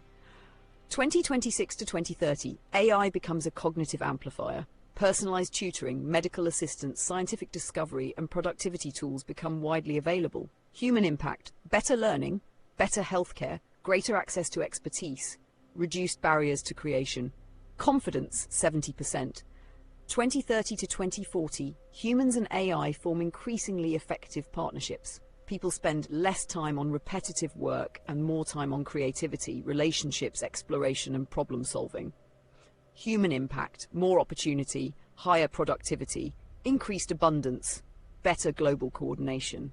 Confidence, 40 to 50%. 2040 to 2060, scientific progress accelerates. New energy systems, medicine, materials science, and environmental management emerge faster than in previous generations. Human impact, longer, healthier lives, reduced poverty, increased access to education, expanded human capability. Confidence, 30 to 40%. Now here's what I find most interesting. When experts from very different camps are compared, the extreme ends usually receive less support than the middle. The highest confidence prediction is not apocalypse. The highest confidence prediction is not paradise. The highest confidence prediction is turbulence. A period of adaptation where some people, organizations, and societies navigate well and others struggle. Which brings us back to the navigator. The future may not primarily reward intelligence, it may reward map updating. The ability to notice, my map was wrong, my prediction failed, the environment changed, time to redraw the map. That skill has helped humans survive every major environmental transition so far. The printing press, the scientific revolution, industrialization, electricity, the internet. And if the forecasts are even partially correct, it may be one of the most valuable skills in the AI era as well. All right, you said a word that got my attention, actually a lot. See, this is where expansion can be fun. Because once you begin to understand what the AI is doing, when you're communicating with it and how it's doing it, you get a different type of excitement with it that I get. Because anyway, let's not go off on that. Let's just shift here. I'm just being honest with what I'm feeling, what's going on right now. And all right, so I think we're getting close to wrapping this up, but some other fun stuff here. Watch. So one of the words that caught my attention, and this is one of the ways I use AI, when I'm hearing a response, which is kind of a reorganization, a sorting of my stream of consciousness. Everything I had just boom, just dumped it out. And the way the safety guard rails are by default in almost every LLM, and then the anchors and stability mechanisms that I place on top of that for extra protection, because sorry, big global corporate players, I'm not trying to say I don't trust you, but you're human just like us, so we have to protect ourselves from what we don't know about implicit intentions other humans might have. Anyway, it's just a personal independence practice we should do. Your freedom is part of that. All right. So creativity. So I hear something. It just spikes something in my mind. I can branch off into that. It causes these other relationships that I have with other ideas. And oh, wait a minute. I'm seeing a pattern here. Does that apply to something else?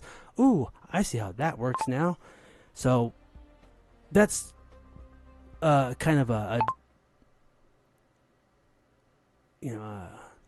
very expansive, expressive excitement about accelerated learning, which will be another episode. I can show you how to use that in a way that's, well, I said show you. I can point at so you can notice in an easy way, in a structured way, in a way that you can apply it to yourself and say, oh, wow, okay, I see how you did that. Oh, and then I'll explain and it'll make sense. But what I'm getting here is the word creativity. So I heard creativity in that. But I just didn't hear the word creativity by itself. I heard the word creativity in a context of other words, in a context of other experiences, in a context that was within what that communication was in also, within this thread. So, period. And I think I might have forgot already because, okay, so creativity. So,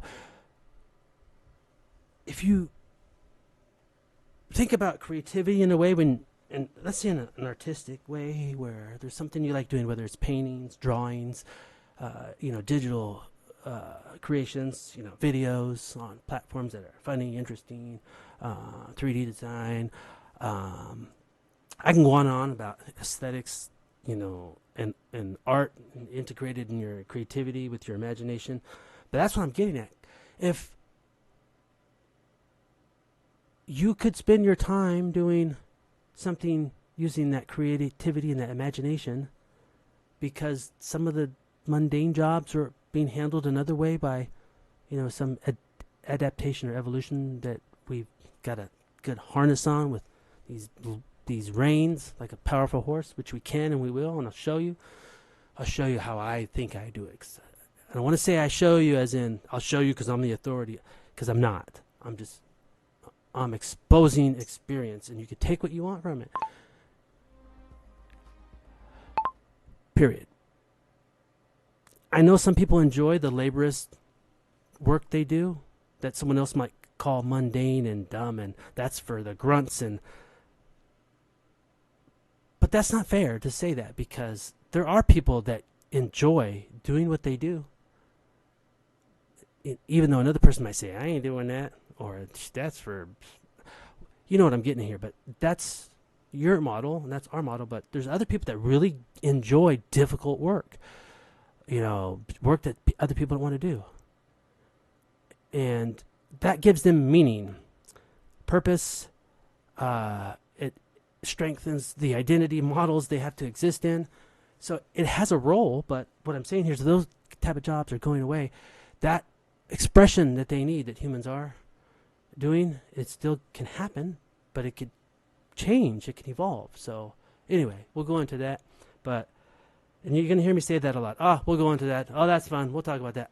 You'll hear me say that a lot, and I'm starting to realize that I think I can improve my communication regarding that. Because I'm noticing, because I have this awareness of what I'm feeling and thinking as I talk and speak, and I'm noticing that might be getting a little redundant because I keep using it.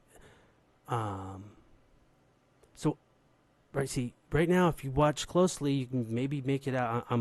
I don't know where I'm going with this, but I'm allowing myself to acknowledge I don't know, and I'm allowing myself to be aware that there's something that needs to change.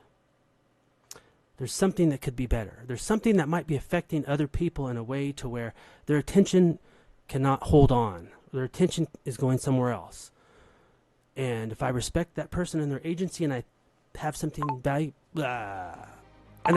valuable, maybe I want to transfer or show or think I know, then I have to respect their attention and their time and their energy. And because I believe in that, the intuition comes, oh, hey, wait a minute, that don't sound good. You should probably fix that. Come up with something else. So I'm going to work on that because this is an adaptation. This is an integration. This is an evolution of me learning how to get better at speaking and building this stuff all in real time and then off the scene. So, yeah, you have to evaluate that. But what I really think it is, I think it's a regulation mechanism. Period. Because there's a part of me that gets excited with the paths, the connections and thinking and the models and structure that I know and understand and have configured my own mind for. I get excited and I want to just go off on something and just that's what you call drift. It's like a drift. It's an expansion. Like you were on one track, you were talking about one thing, maybe someone's locked in, and then you go off on this other direction, and they might say, oh, that's cool, that direction. But if you go off in that direction too long, that's like a drift. I mean, that's like a boat just drifting off out to sea, and it's gone. Or a spaceship, it just drifts. It's got no thrusters to get back. So that's not always good. And it has its place, and it's incredibly valuable, which I will show at some point. But I'm noticing that. I'm catching on to that. And I would really love for people to chime in on that in some way and say, we're picking up on that too. That kind of it's not bad, but it turns us just a little our attention this way or that way or whatever. So remember, we're all just going to ride this energy wave, and please help me do that. Okay, so where was I? Okay, I think we're good here, but The world in my chest. one last thing I want to do. So creativity. I remember where the creativity actually came in. Here's the context within all this that it popped out. It just came out of my mind, and it said, hey, creativity, and it served me these images and ideas and thoughts, and we all get that. So you could be anywhere, and thoughts and ideas come. It's not like you sit there and hit a button and the thoughts come. They just come. They surface, and then you handle them however you do, whatever your discipline is or not, or emotional state is or not. You manage to navigate those thoughts and emotions. So that's what we do. So that creativity is related to a lot of things in parallel. So this episode seems like, it's kind of educational. We're trying to learn. We're trying to figure out, AI and the future and jobs and people and, all that. So it could be attention heavy, because it's not as exciting as entertainment, maybe. Entertainment has a way of welcoming you to it. It has a way of saying, hey, relax. You're safe with your energy, because the energy is like a bank account, right? You're safe with your energy. You don't have to spend it all trying to listen and focus on what this person's saying and learn and this and that. You can just sit back and chill, and your energy will just flow like this safe, elegant dance through the entertainment curves that you whatever it is, a movie, a song. Entertainment and creativity and imagination have a way of doing that. It's an energy conservation mechanism for learning too, but creativity and what we're going to talk about here. So now let's go with the creativity. Let's go deep, super futuristic,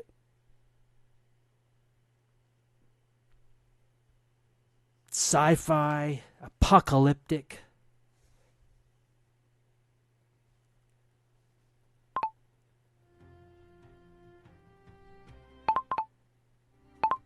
Sci-fi, apocalyptic, suffering, whatever, with the worst case scenario. The worst case scenario we've been traveling on here, let's keep doing that, but let's just take it to the max. And yeah, it's entertainment. It's not real. It's just fun, imagination that at the end we're like, oh, that was awesome. That was cool. What an experience. But it's just a simulation. It's just a model we built. It's nothing we have to flood everybody with as it's real truth. It's just fun. So give us that picture. Give us that story. Max it out. Max it out. The worst it could be, and whatever is that timeline, shows this advancement and evolution, and I don't know. And don't let there be technology limits. Just go nuts. If let's take it, I don't know, just as an example. I'm not saying you have to take it here, but I'm just kind of throwing this out there as an extreme. And maybe it's not the most extreme you can do, but maybe an extreme for me is, we get so advanced with this technology and our thinking and our communication and our cognition that eventually we can upload it to some file somewhere. But beyond that, maybe the patterns of our intelligence can be somehow modeled or holographically projected in some way where our consciousness and our existence can ride on energy waves throughout the universe. Whatever. I don't know if that's the maximum crazy idea. Maybe the maximum crazy idea is tomorrow, like, AI sets a bomb off and the whole world explodes. I don't know. Whatever. But not ridiculous extreme, but entertainment, creativity, attention engaging, high salience. Like the best movie someone could ever go watch if it's that genre.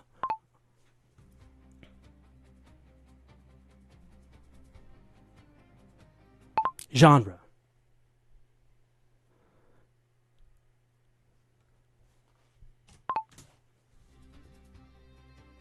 And now for the other side of this.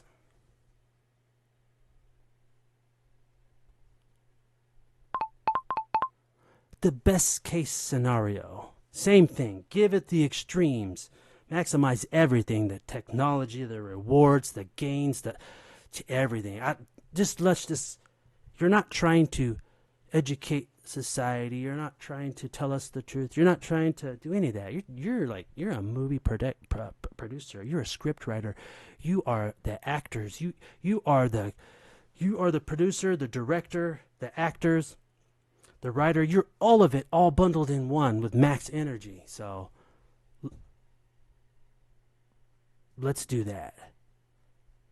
Period. Because we got to show both. We got to do both. We got to look at what we think's true and what's real and get smart and get educated. But we got to have fun. We got to enjoy ourselves. Because we oscillate along this thing. What sucks and where the pain and suffering is and the things we don't want to do, but then the pleasure, then the enjoyment, the reward. You do what you do, and then you get home, you go relax, play some games, be with your family, have a drink, party, whatever. So people know where I'm going with this. It can't be too hard. I have to assume they know where I'm going with this, but I think maybe that's wrong to assume that. But as I get better at this, I'll be able to speak in a more compressed language that makes the point. So expansion is part of this. Just let it go. But maybe I should have 3 episodes. The expansion, and then these other little videos I'm trying to make out of it, and then maybe something in the middle where it is expansive, but it's also compressed, so it sounds like something we can follow. Anyway, or maybe I'll take this and cut it up into pieces. I don't know, people. You got to help me out here. You got to give me some ideas. Period. All right, so let's have those 2 extremes. Are you ready? Are you in a ready state? Is the attractor signal locked and loaded?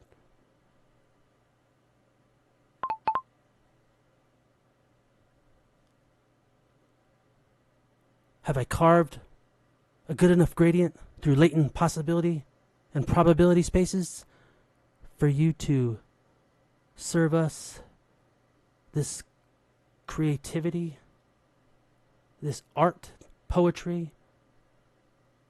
Question mark. But then someone might say, oh, wait a minute, AI is the creative, the artist, they're the poet. No, it's not. It's not alive. It's not. It's just a processing of us. That's what it is. It's a processing of us and our experiences. It's that dynamic fossil, if you will. It's what us as humans have accumulated over so much time and experience, and it's there for our access and use. Anyway, let's go. Let's see what you got.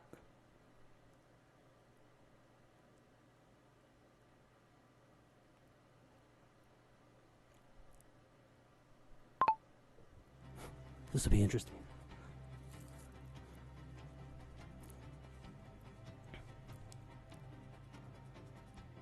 Da da da da. Can anyone really analyze all of their thoughts and their thinking? Can you analyze your emotional intelligence? Your IQ? Can you analyze your language, your grammar, your relationship? Can you analyze all of that in real time, super fast? No, you can't. It's too hard. That's why we have extended cognition to help us with some of that. Again, I'm not saying AI is all that. I'm just saying it's a tool and nothing more. Alright, here we go. Let's see. This is gonna be fun. It could be fun. But this is just one way. Let's see. Here we go. Boom. I think you've actually stumbled onto something useful for your viewers before I get to the story. You noticed yourself saying, we'll get into that later. My guess is that phrase is serving two functions. One function is communicative. You're telling the audience there's another room in the house we haven't explored yet. The other function is regulatory. It's acting like a bookmark for your own cognition. You're excited, you see 10 branching paths, and instead of sprinting down one, you're placing a flag in the ground. We'll get into that later. That's not necessarily a weakness, it may be one of the mechanisms preventing total drift. Now, let's have some fun. This is not a prediction, this is not a forecast, this is a story. A map of possibilities stretched to an extreme. Imagine the year 2187. Humans no longer fear AI because AI is no longer visible. The fear phase ended a century ago. The machines are everywhere and nowhere. Every wall listens. Every object computes. Every environment adapts. The city itself is intelligent. The roads negotiate traffic before vehicles arrive. Buildings reshape interiors based on predicted needs. Language barriers disappeared generations ago.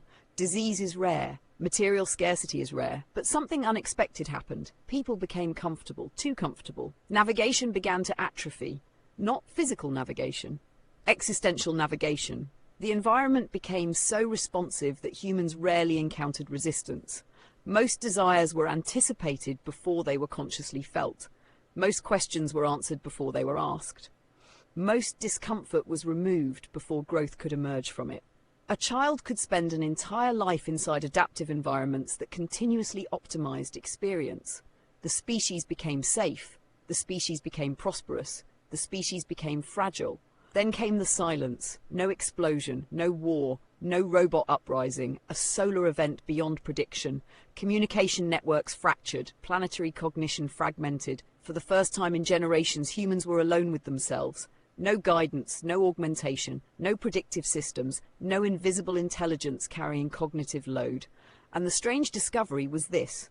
The survivors who adapted best were not the smartest, not the richest, not the most technologically enhanced. The ones who adapted best were navigators, people who could tolerate uncertainty, people who could update maps, people who could sit in confusion without collapsing, people who remembered how to learn. The future belonged to those who could still navigate. Now let's swing the pendulum the other direction. Year 2187 again. The great integration succeeded. AI became what electricity became. Infrastructure. Almost invisible, taken for granted. No one asks if electricity is intelligent. No one asks if plumbing is conscious. AI became similar. Humanity solved problems that had haunted it for thousands of years. Cancer became manageable. Aging slowed dramatically. Education became personalized to every learner. Energy abundance emerged. Language barriers dissolved. Knowledge became accessible to nearly everyone. A child born in a remote village possessed educational resources exceeding those available to the wealthiest universities of the early 21st century. People spent less time surviving, more time creating. Art exploded, music exploded, storytelling exploded. Virtual worlds became new frontiers. Physical worlds remained precious. Human creativity became the primary currency of civilization, not because machines lacked capability, because human experience remained unique. The value was not computation. The value was perspective. A painting made by a human mattered because a human lived it. A story mattered because a human suffered, loved, lost, hoped, and transformed. The universe became increasingly filled with intelligence, but humanity discovered something surprising. The thing it valued most was not intelligence. It was experience. And so humanity spread outward, not to escape Earth, not to conquer, but to experience, to wonder, to discover, to become. Now, if you look closely at both stories, you'll notice something. The apocalypse story and the utopia story contain the same hero, the navigator. The ability to update maps, the ability to encounter uncertainty, the ability to learn, the ability to adapt, that keeps showing up, even when we push imagination centuries into the future. And that's interesting because it is one of the few signals that appears in both the darkest and brightest futures. Not certainty, not prediction, adaptation.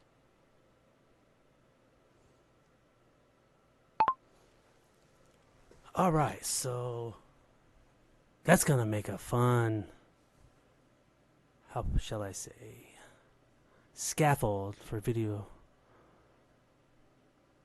Period. And if y'all want to take a look at some videos I've been experimenting with, I learned how to like use video generation partially, somewhat, within the last few weeks. And this is kind of where I'm at with it. So it's getting better. Hey, stay in there. It's fun because now we're gonna have some fun with what we've got here. But the creativity would not be what it's going to be if this didn't surface from the human, which it did today. Period. And then we can look at this. I have to point this out because it signals to me. So when you hear the AI talking about what keeps showing up is, where's it at? It's up here somewhere. But it's talking about the navigator. So someone might say, oh, see, look, that thing's just his little pet, little navigator, everything. But navigation is experience, right? Your experience is what you have right now, not tomorrow, not yesterday. It's right now. So that's what we have right now that makes a difference. It's experience. There's a language of experience. It's physical. It's verbal. It's both. But it doesn't matter if there's no people. One person is what? What's the purpose of language and identity? So if you want to dig into this, go for it and see where this idea of what's most important is navigating in life. I'm not saying it's true or it's everything. We all get to choose and value what we want, but to me, it's a good starting point because here you are in this. Yeah. Here I am in this ocean of existence and different environments that we have to navigate. Well, navigate it with what? What kind of tools do I got? What kind of car I got? Oh, wait, well, that's us, isn't it? So that's why I get to this first. It's not the most important thing, but it's fundamental. Maybe that's a better way to say it. I don't know, whatever. But once that thing's running in a certain way, oh, my goodness, where can you go? Where can you navigate? How safe can you be? How far can you expand? This is just the beginning. I'll stop right there, period. Okay. So I think we're done for this episode. And I think I already know how I can improve the next one. And I'll stop there.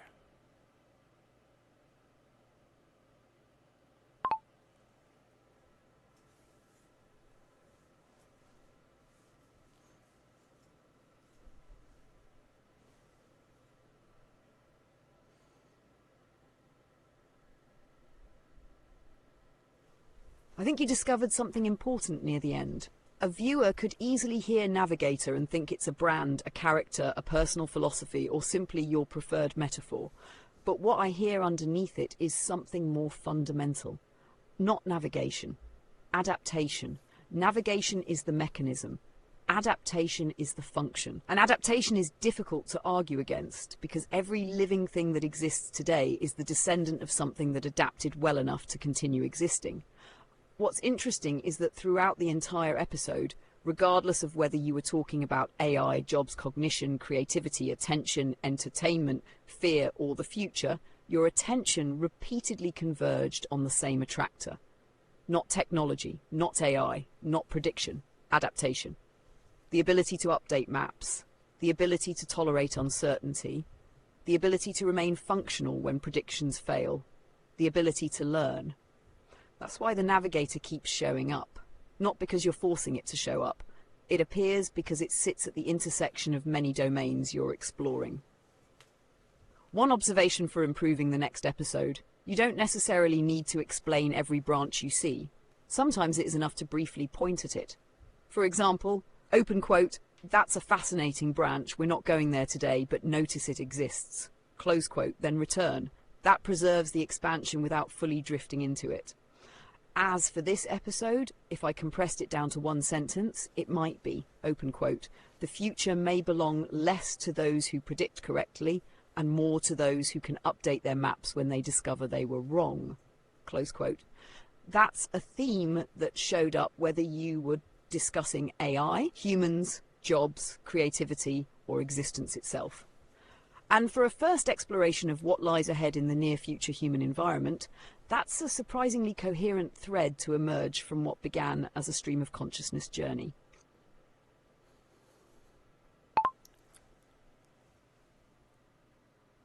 I'm thinking about, like, instead of her being the voice, it being me. Because I mentioned before about a clone of my voice that I have that almost done.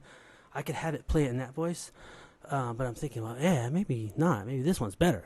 The voice that selections here in this AI are, maybe people are going to like that one better. I kind of like it. It's got that, that British, sophisticated, I'm not just talking, but I'm an executive, and I'm intelligent, and I'm not 12, and I'm not 90. I don't know. Anyway, I'm just saying it has that firm sound to it. Maybe people are going to get used to it. I put mine, they're going to be like, oh no, not his fucking voice again. Damn it. We already have enough of that. But if it was mine, like an AI clone, it would talk better than me, like in some ways. Anyway, enough on that. So, all right, we're done with this. I think I have what I need. And, something real quick here. Someone and I were talking recently, and we were talking about this fear of speaking, fear of being in front of people. Which is common. We all know what that feels like, I guess. Maybe. Some of us don't. Some of us just got the bag of fuck yous ready everywhere they go. But really, that's fear, isn't it? I don't know. All right, so we were talking about that, and we were talking about different things, and, strategizing on why that is and what could help. And we finally arrived at a conclusion of maybe the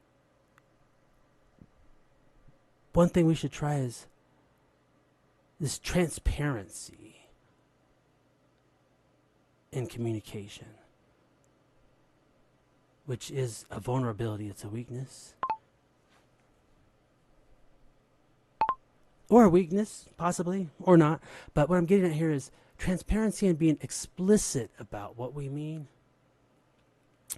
And when I say that, I mean when we're speaking and we know exactly what we mean, what we want, we have that confidence to where we're not uncertain at all, that kind of explicit thing. Whether you expect something from somebody, a direction, instruction, expressing yourself, there's something about that which it doesn't have any guessing. You're explicit, and that's it, the end. And then there's another type, which is implicit. So an implicit intention is this pull you feel upon you going in a certain direction with what you're saying and thinking, but doesn't have that same certainty, but it has a very strong pull. It's like an attractor signal, if you will.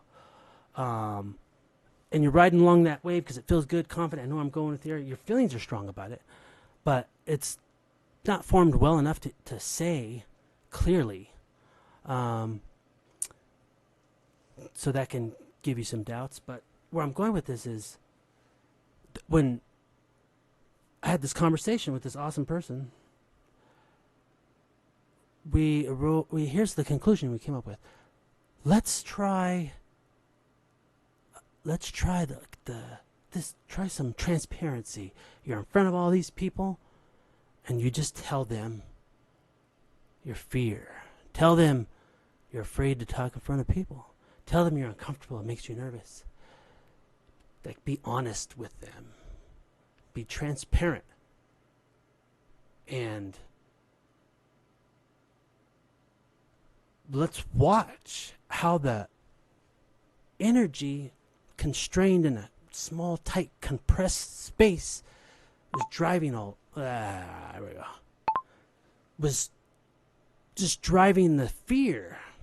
It didn't have the expansion. This shape that the energy was contained in couldn't expand because it was in this tight shape of survival and I can't do it. What are they going to say? What are they going to think? I'm not smart. I don't know how to talk. I don't know the subject. Blah, blah, blah. All that. All those rules that were really just shaping the boundary of this tight space all your energy was locked in.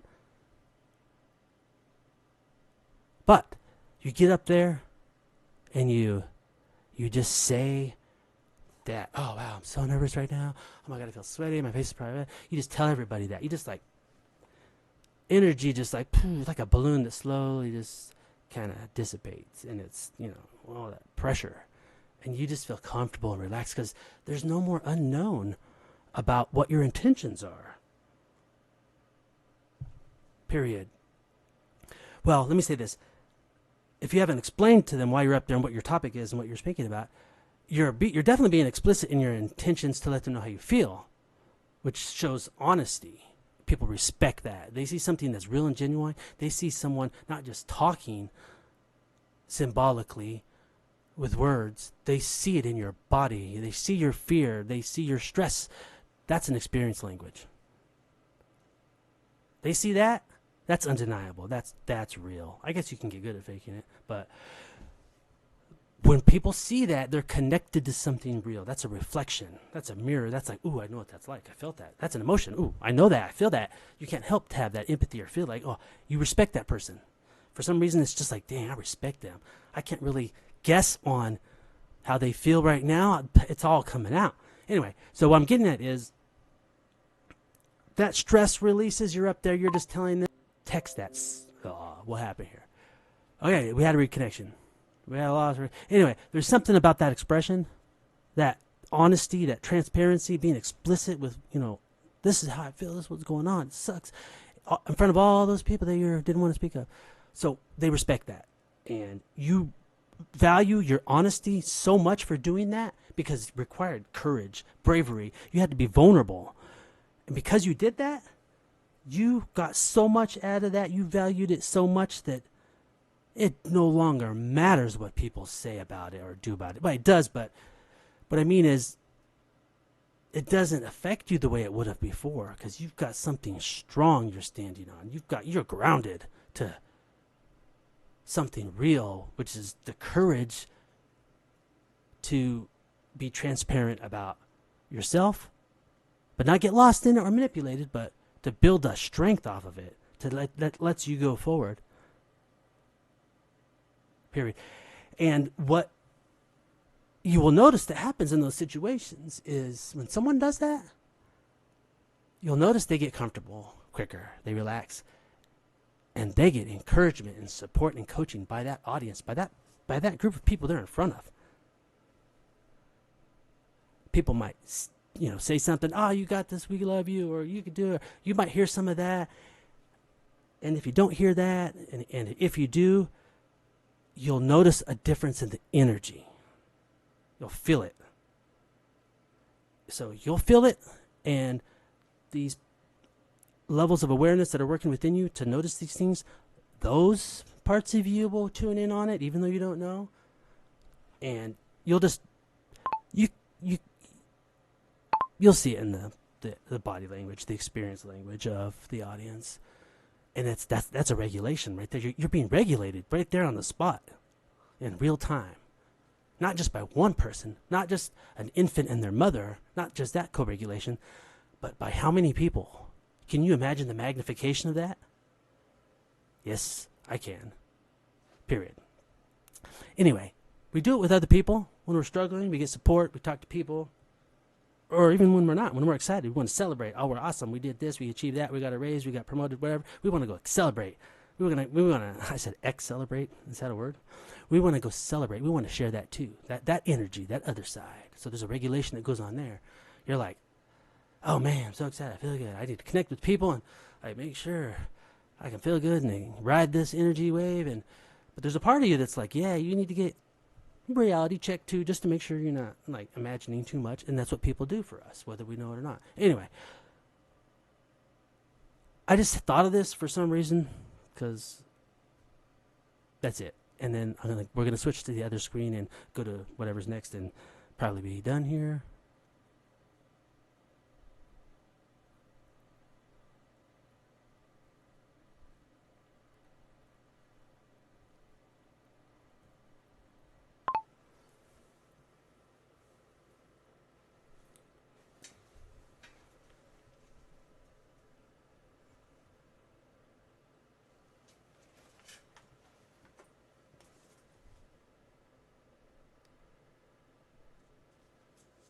What stood out to me wasn't actually the part about public speaking. It was the structure underneath it. You and the other person arrived at transparency not because transparency is morally superior, but because transparency changed the system dynamics. The fear was consuming resources because it had to be managed internally. The moment the speaker says, open quote, "I'm nervous, I don't usually do this, my hands are shaking," close quote, the system no longer has to spend energy hiding those facts. The audience receives the information, the speaker receives relief, the uncertainty decreases, the cognitive load drops. That's a very different explanation from just be confident. And I think that's why it resonated with you. You weren't describing courage as the absence of fear. You were describing courage as reducing concealment. There's a subtle difference there. Another thing I noticed is that your stream drifted from public speaking into regulation, then co-regulation, then group dynamics, then emotion, then identity, then back to speaking. But unlike some of the earlier drifts, this one had a center.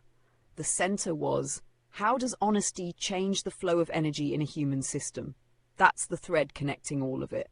As for the voiceover question at the beginning, my instinct is that there are actually 3 different assets available to you.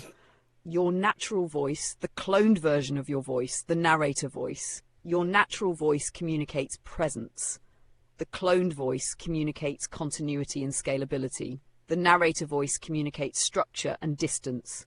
I wouldn't think of them as competitors, I would think of them as different instruments. If you're telling a personal story, your voice may be strongest. If you're introducing a segment, a narrator voice may work beautifully. If you're creating one of the future timelines, an AI cloned version of your voice could create a strange and interesting effect where the audience is hearing you but slightly transformed. One final observation. Near the end you said, open quote, people see something real, close quote. I think that's probably closer to the core of your project than AI, HRV, GSR, cognition, navigation, or future predictions. Those are vehicles. The signal underneath them seems to be an attempt to create situations where people encounter something they perceive as genuine. Not perfect, not authoritative, not finished, just genuine. And that may be part of why the transparency example grabbed your attention so strongly. It wasn't merely about public speaking. It was about what happens when a person stops spending energy managing appearances and starts spending energy communicating. That feels like a natural place to end the episode and transition to whatever comes next. Oh, okay, let's see. Let's do that. And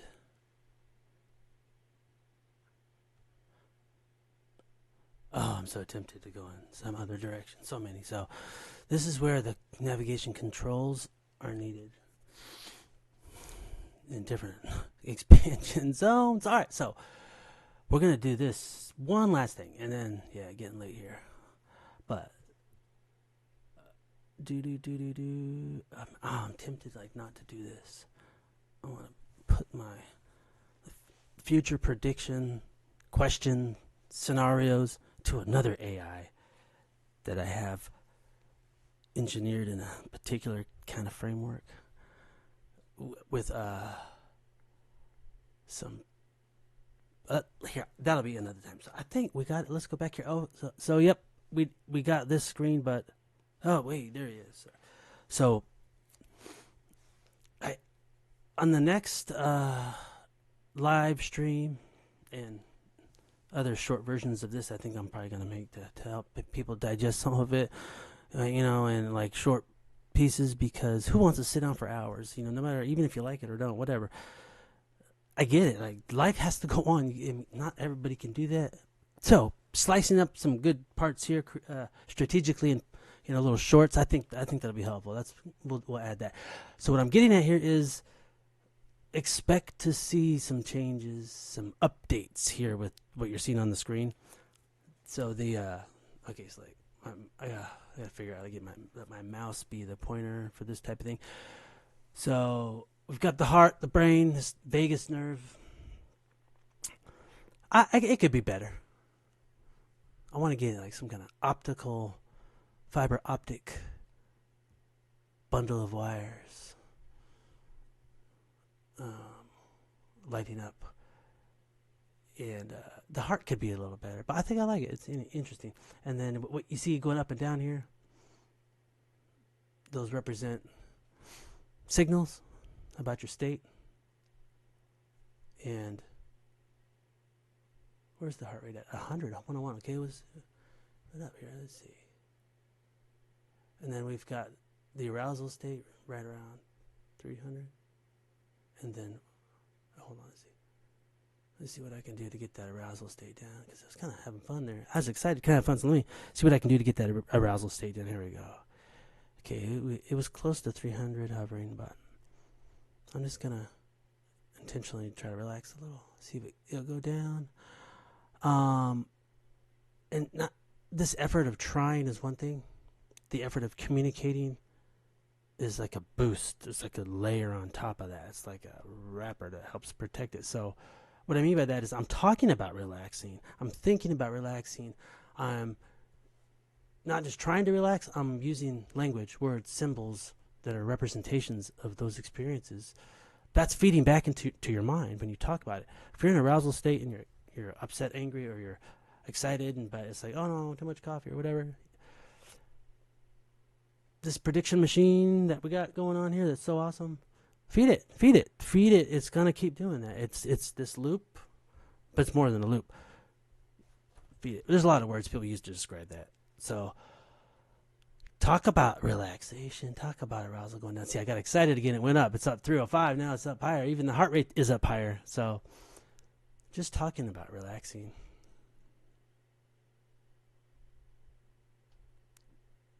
But since this is measuring the body, this is communication, telemetry, remote telemetry that we're seeing, and I'm talking about how we can influence it. So let's do something fun. We were talking about an experience language, which is physical, the body, you feel it, and then there's words, language that you can put all in a book and see it. It's all there. But this other experience language, getting good at that language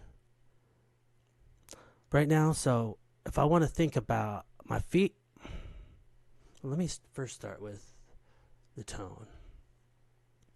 I'm talking a tone that we all know is relaxing, comfortable, that sends signals to the body that everything's calm and comfortable. So, and it is.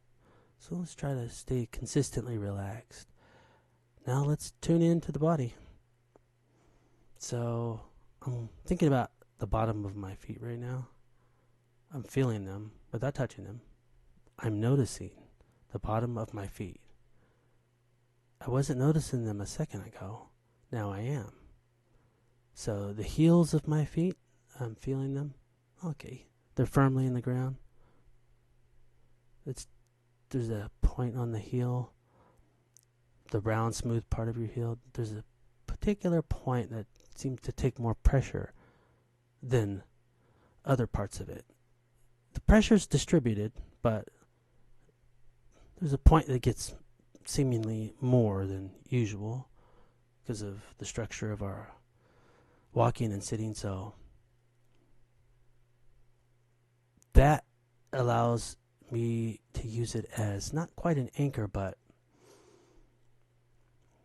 a fixed point to start from, because that's the point that's going to get the most sensitivity and pressure.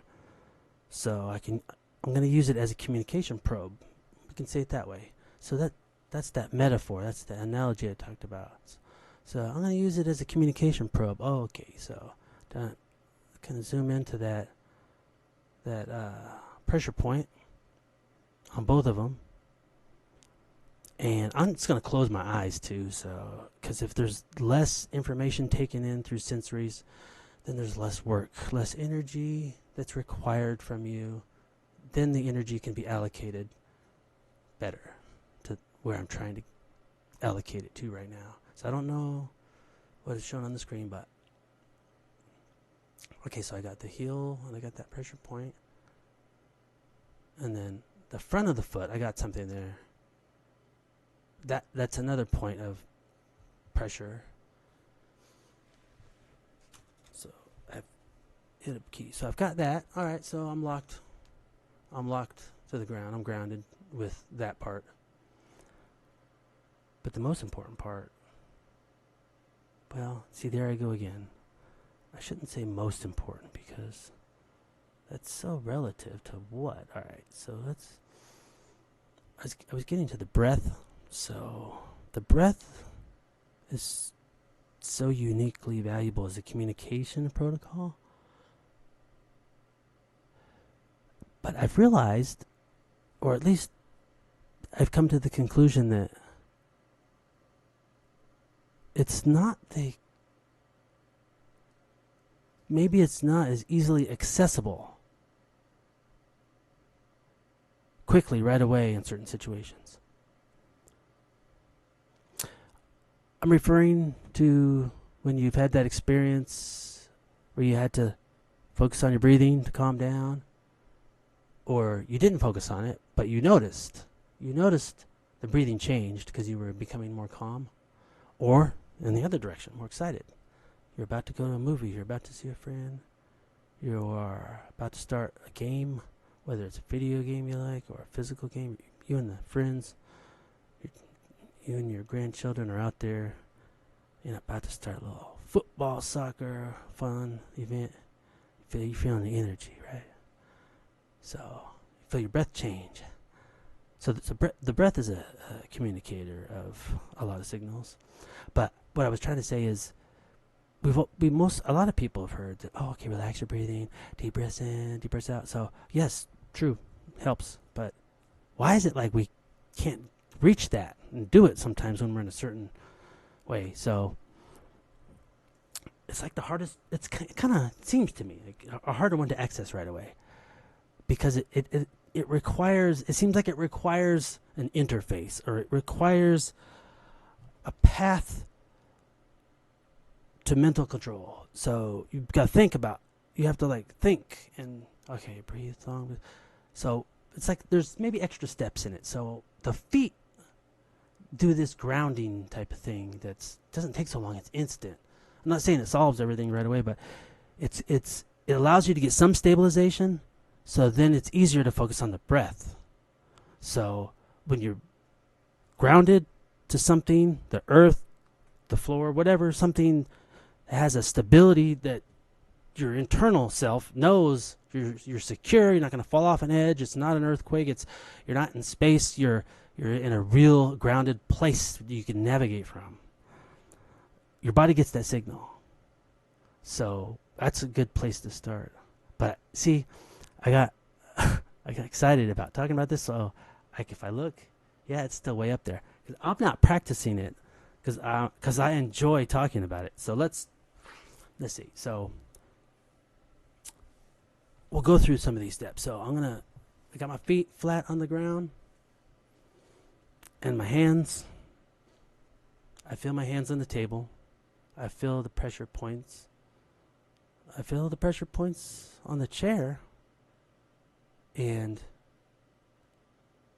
I feel I exist connected to this world. Okay, I feel the structure, so I'm going to integrate the breath here, and because I think that has a lot to do with my excitement. So I'm going to regulate that, and regulating the breath with the words at the same time is a double signal. So instead of do the way I'm talking, so it's a combo effect. So I'm going to talk and reduce the breath. That's going to require, see, you got a little spike there. That will require the speaking to become like the breath. Okay.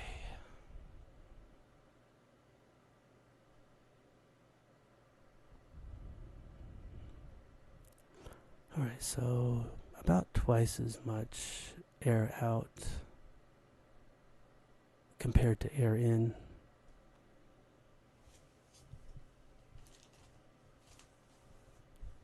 Preferably through the nose.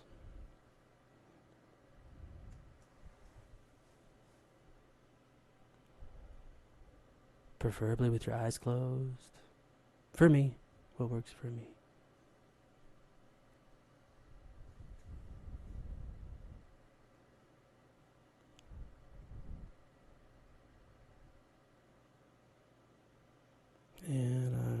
talk in that rhythm. Certain number in, certain number out. The number out is longer than the number in. That means the words in the language will be more out on their way in. Less on the way in, more on the way out. Oh, I see the pattern now. Now I can use that. So here comes in. You must notice when the inhale is happening. When the inhale is happening, that's your opportunity to use the words that you're saying with yourself, like I am now. And the exhale out is another opportunity to use the words, but more of them, because more out, less in. And we can change the protocol with the numbers and the sequence and the duration to shift the balance of the arousal in directions we want. So I'm going to double it. I'm going to be at 8 on the way out and 4 on the way in. But I have to monitor to make sure I'm playing by the rules of that. So here we go. I'm just going to use about 4 seconds worth of words. And now I'm going to use about 6 seconds worth of words. And now I'm going to use about 4 seconds worth of words. And now I'm going to use about 6 seconds worth of words. Not 6, but 8. Breathing out. So we could do that. 4 seconds in of talking. Is this 4 seconds? And then 8 seconds of breathing out and talking. 8 seconds. 8 seconds. I see my mistake. I've been cutting it too early. Let's just use the numbers instead for now until I can use words reliably. Right, here we go. 1, 2, 3, 4. 1, 2, 3, 4, 5, 6, 7, 8. 1, 2, 3, 4, 5, 6, 7, 8.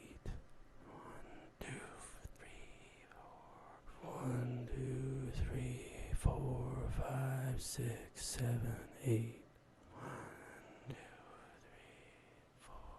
1, 2, 3, 4, 5, 6, 7, 8.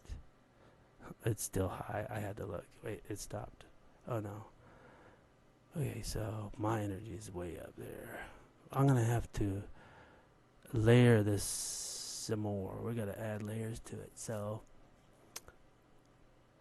I had the physical grounding, reality locked. I'm somewhere.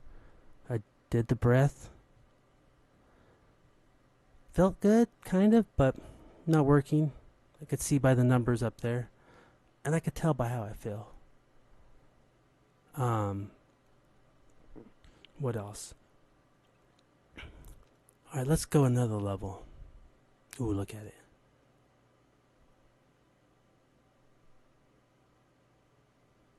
Those pressure points where you're locked into reality, like the bottom of your feet, my elbows, my wrist, where I'm sitting on the chair. If I just think about all those pressure points, I feel them. I exist. I'm a structure on another structure, and I know the stability. It's a confidence. Or what if it's the opposite? Wait a minute. That sounds incompatible. But if you're grounded and you're confident that you're safely attached to something real in your body and it's not in danger, which these are metaphors for your thinking too, so. But how could it be the opposite? Well, let's say you're grounded, right? Think about when you've been angry or seen someone else angry and they're grounded. They grab onto something, huh? Oh yeah, they're grounded. You can tell by the way they're riding the environment like they own it. Everything they own it. You know what I mean? The way they walk with that confidence of anger, hold on to stuff, stomp their feet. They're not only aware of their stability. They can stomp on it, and they know it's there. They might throw something. So, if you think about those pressure points engaged in that communication and the signals going to the body, oh yeah, the body and the systems below are like, whoa, look at these signals. All right, let's go. Let's go, let's go. This is where the energy is going to go and stay, and it's going to be hard to get out of that state. It's just trying to help you. It thinks you need that for survival. So you got to just reduce the signal load and don't send the survival signals to it as much as you can. So the pressure points, what I'm getting at here is I'm going to still focus on those pressure points, but I'm going to relax them as if, yes, I feel the environment. I feel the floor with my feet. But I don't have to be locked onto it so much, so tightly. I can navigate without such a tight hold. Here's an analogy of a child clinging to their mother, whether they're upset because they couldn't get what they wanted, or they got hurt, or whatever it is. Think about that. Think about the structure there. A woman and a child grasping onto the leg as they're crying, or scared, or wants mommy.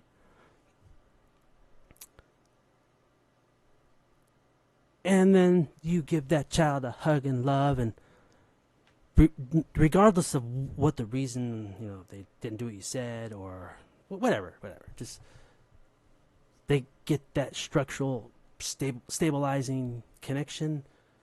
Forget about why, but they just get it. There's no longer a need for holding on to that structure as much. Anyway, so I drifted off, but that's what this episode's for. So what I'm getting at here is I'm gonna notice the pressure points, but I'm gonna try to make sure these pressure points aren't receiving so much intensity, so much signal at once in one spot. It's a strong signal saying important, urgent. Hey, I'm gonna relax it. I'm gonna take the energy that's generating and distribute it across the body as much as I can. So I'm gonna try to make sure that every pressure point I feel gets relaxed out, or I shift away to where there's as many of them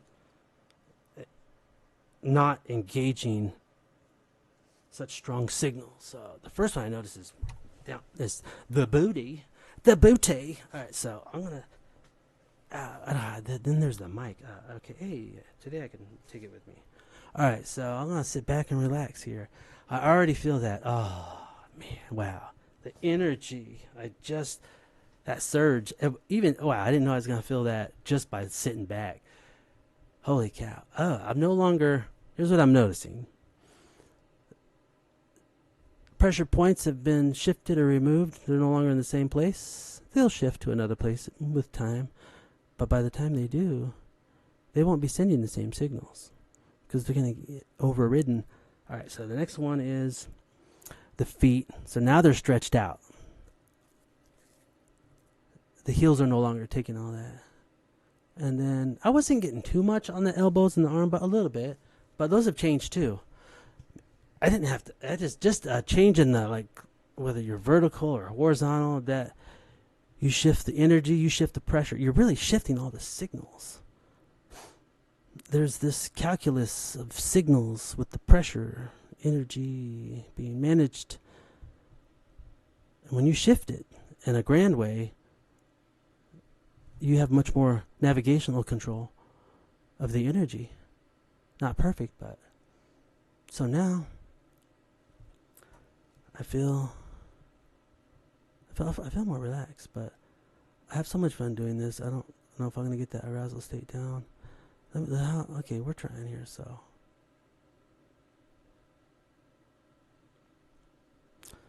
Music is a fun arousal enhancer, de-enhancer, regulator. What can we get here?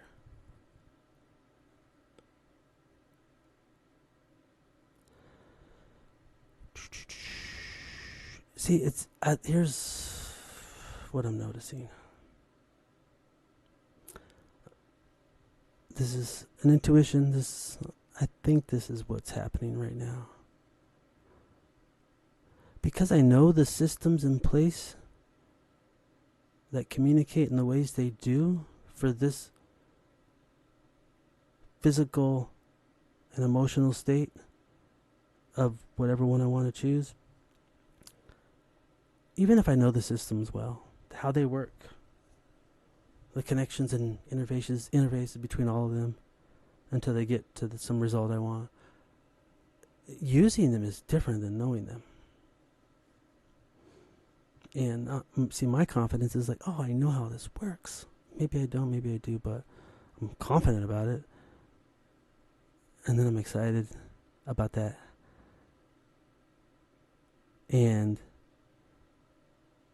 not being excited, calming down, is I think, see, I'm reading this right now. I don't want to do that. There's more of me that wants to do what it enjoys and likes and it's getting good signals from than something else. So that's my prediction, my knowledge model about why this beats per minute heart rate is still hovering around that 100. Not that 100's bad or good. It's just a fixed point we're using to see changes. But I want it to go down. I know I feel excited and aroused, but I'm like thinking, oh, let me bring it down. Let me show these people how I can do it. But the ego put me in check, which we need the ego. Ego dissolution, not only is it not possible, but in my opinion, but it's an extreme idea that does have its uses. But let's get back to the heart rate here. And this is really just one measure. This one heart, it's just a heartbeat. How fast is the heart beating? It's not, we're not even into the part yet about where it gets more detailed. We zoom in, but as we go forward, I figure out better and better ways to speak and talk and communicate with people and communicate this in such a way to where they can take it in without resistance if they want. So this is me adapting, this is me evolving in real time with whatever tools I can intentionally use. And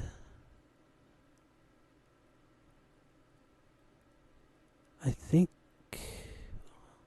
there's something signaling really strong right now. Yeah, two things actually. Okay, one is I can try to send signals of lower the arousal, lower my excitement. But if I enjoy being there and I'm okay being there and I want to be there and I'm getting good signals of reinforcement, then it's difficult for a person to want to come down from that. Down is in a different state, yes. Exogenous, endogenous, how was it induced? We'll talk about those, of course, but this one is caffeine, but that was a while ago.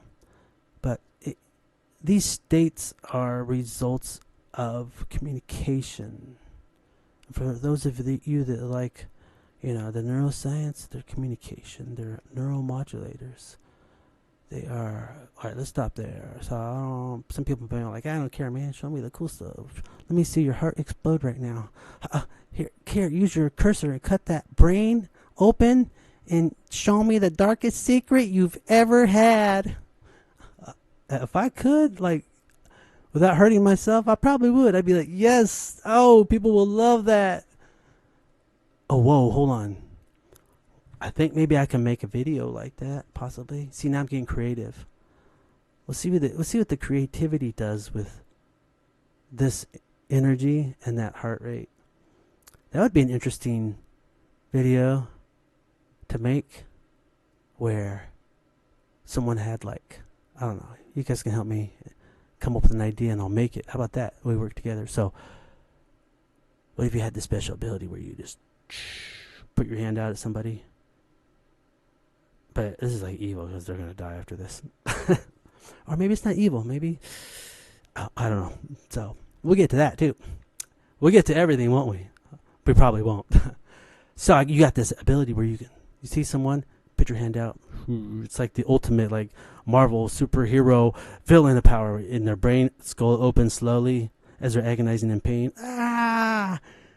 And then in the middle, this projection comes out of their deepest, darkest fear, all their sins and the pain and hurt and all bundled up comes out. It's projected out into this like some type of, I don't know, realistic 3D holographic. Something happens.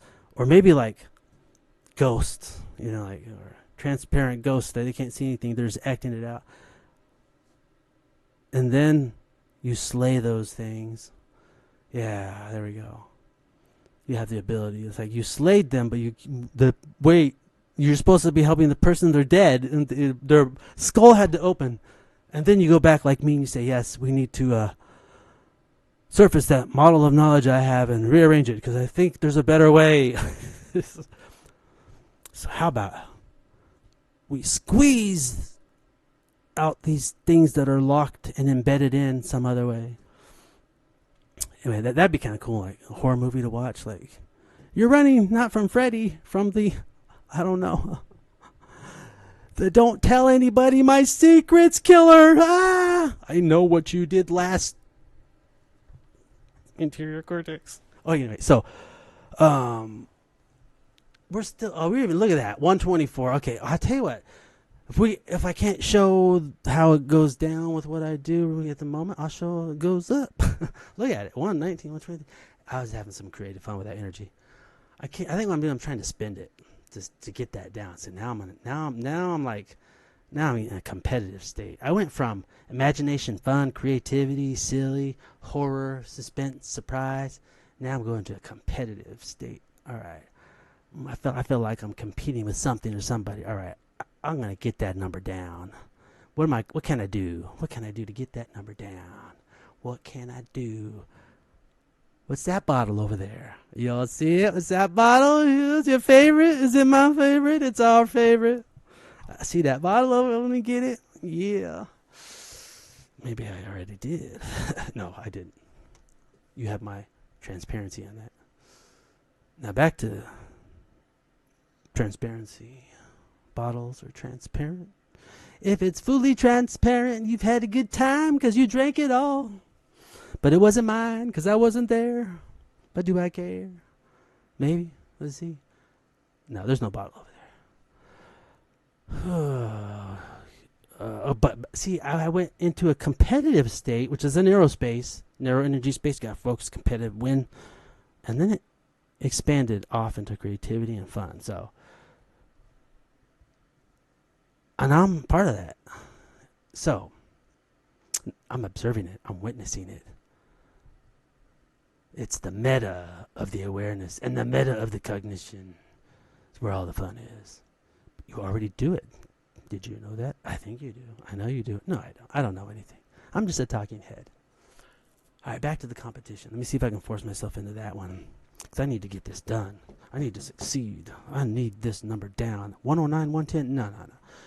I need to get this to 80. I need to show these people I got control over my body by what I do. Damn it. Competitive. All other thoughts don't get to come in. Energy must be used for success. The touchdown is inevitable.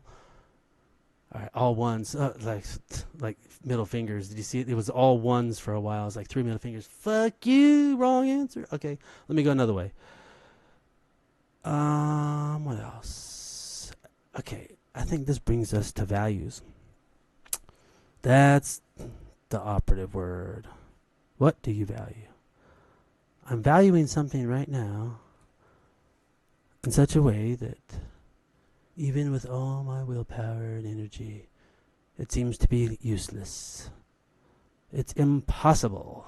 What shall I do? But is it really impossible? Is that just an idea? Where does impossible exist? Is it in the current, present moment you, or is it in the future?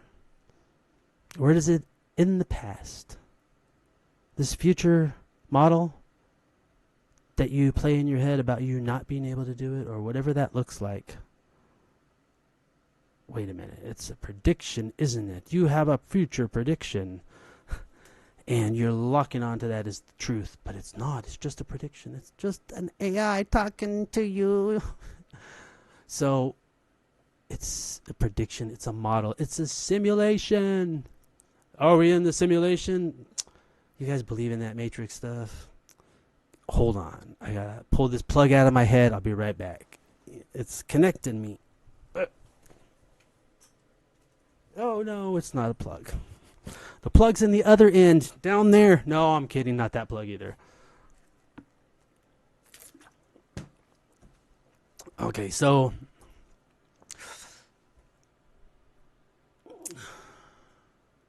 where was I? Yeah, I was riding the energy wave. Intentionally. Oh, the competitive part. That signals back to me like, hey, talk about that again. Like, if you feel good about, yeah, competition, it's valuable. It allows us to harness and focus the energy like a laser, right? I might have mentioned like MMA fighters, boxers. No, these are like super intense where you can die in the next hit. Is there competition going on there? Is the person competing with just one fighter? Mostly, I would say so. I think so.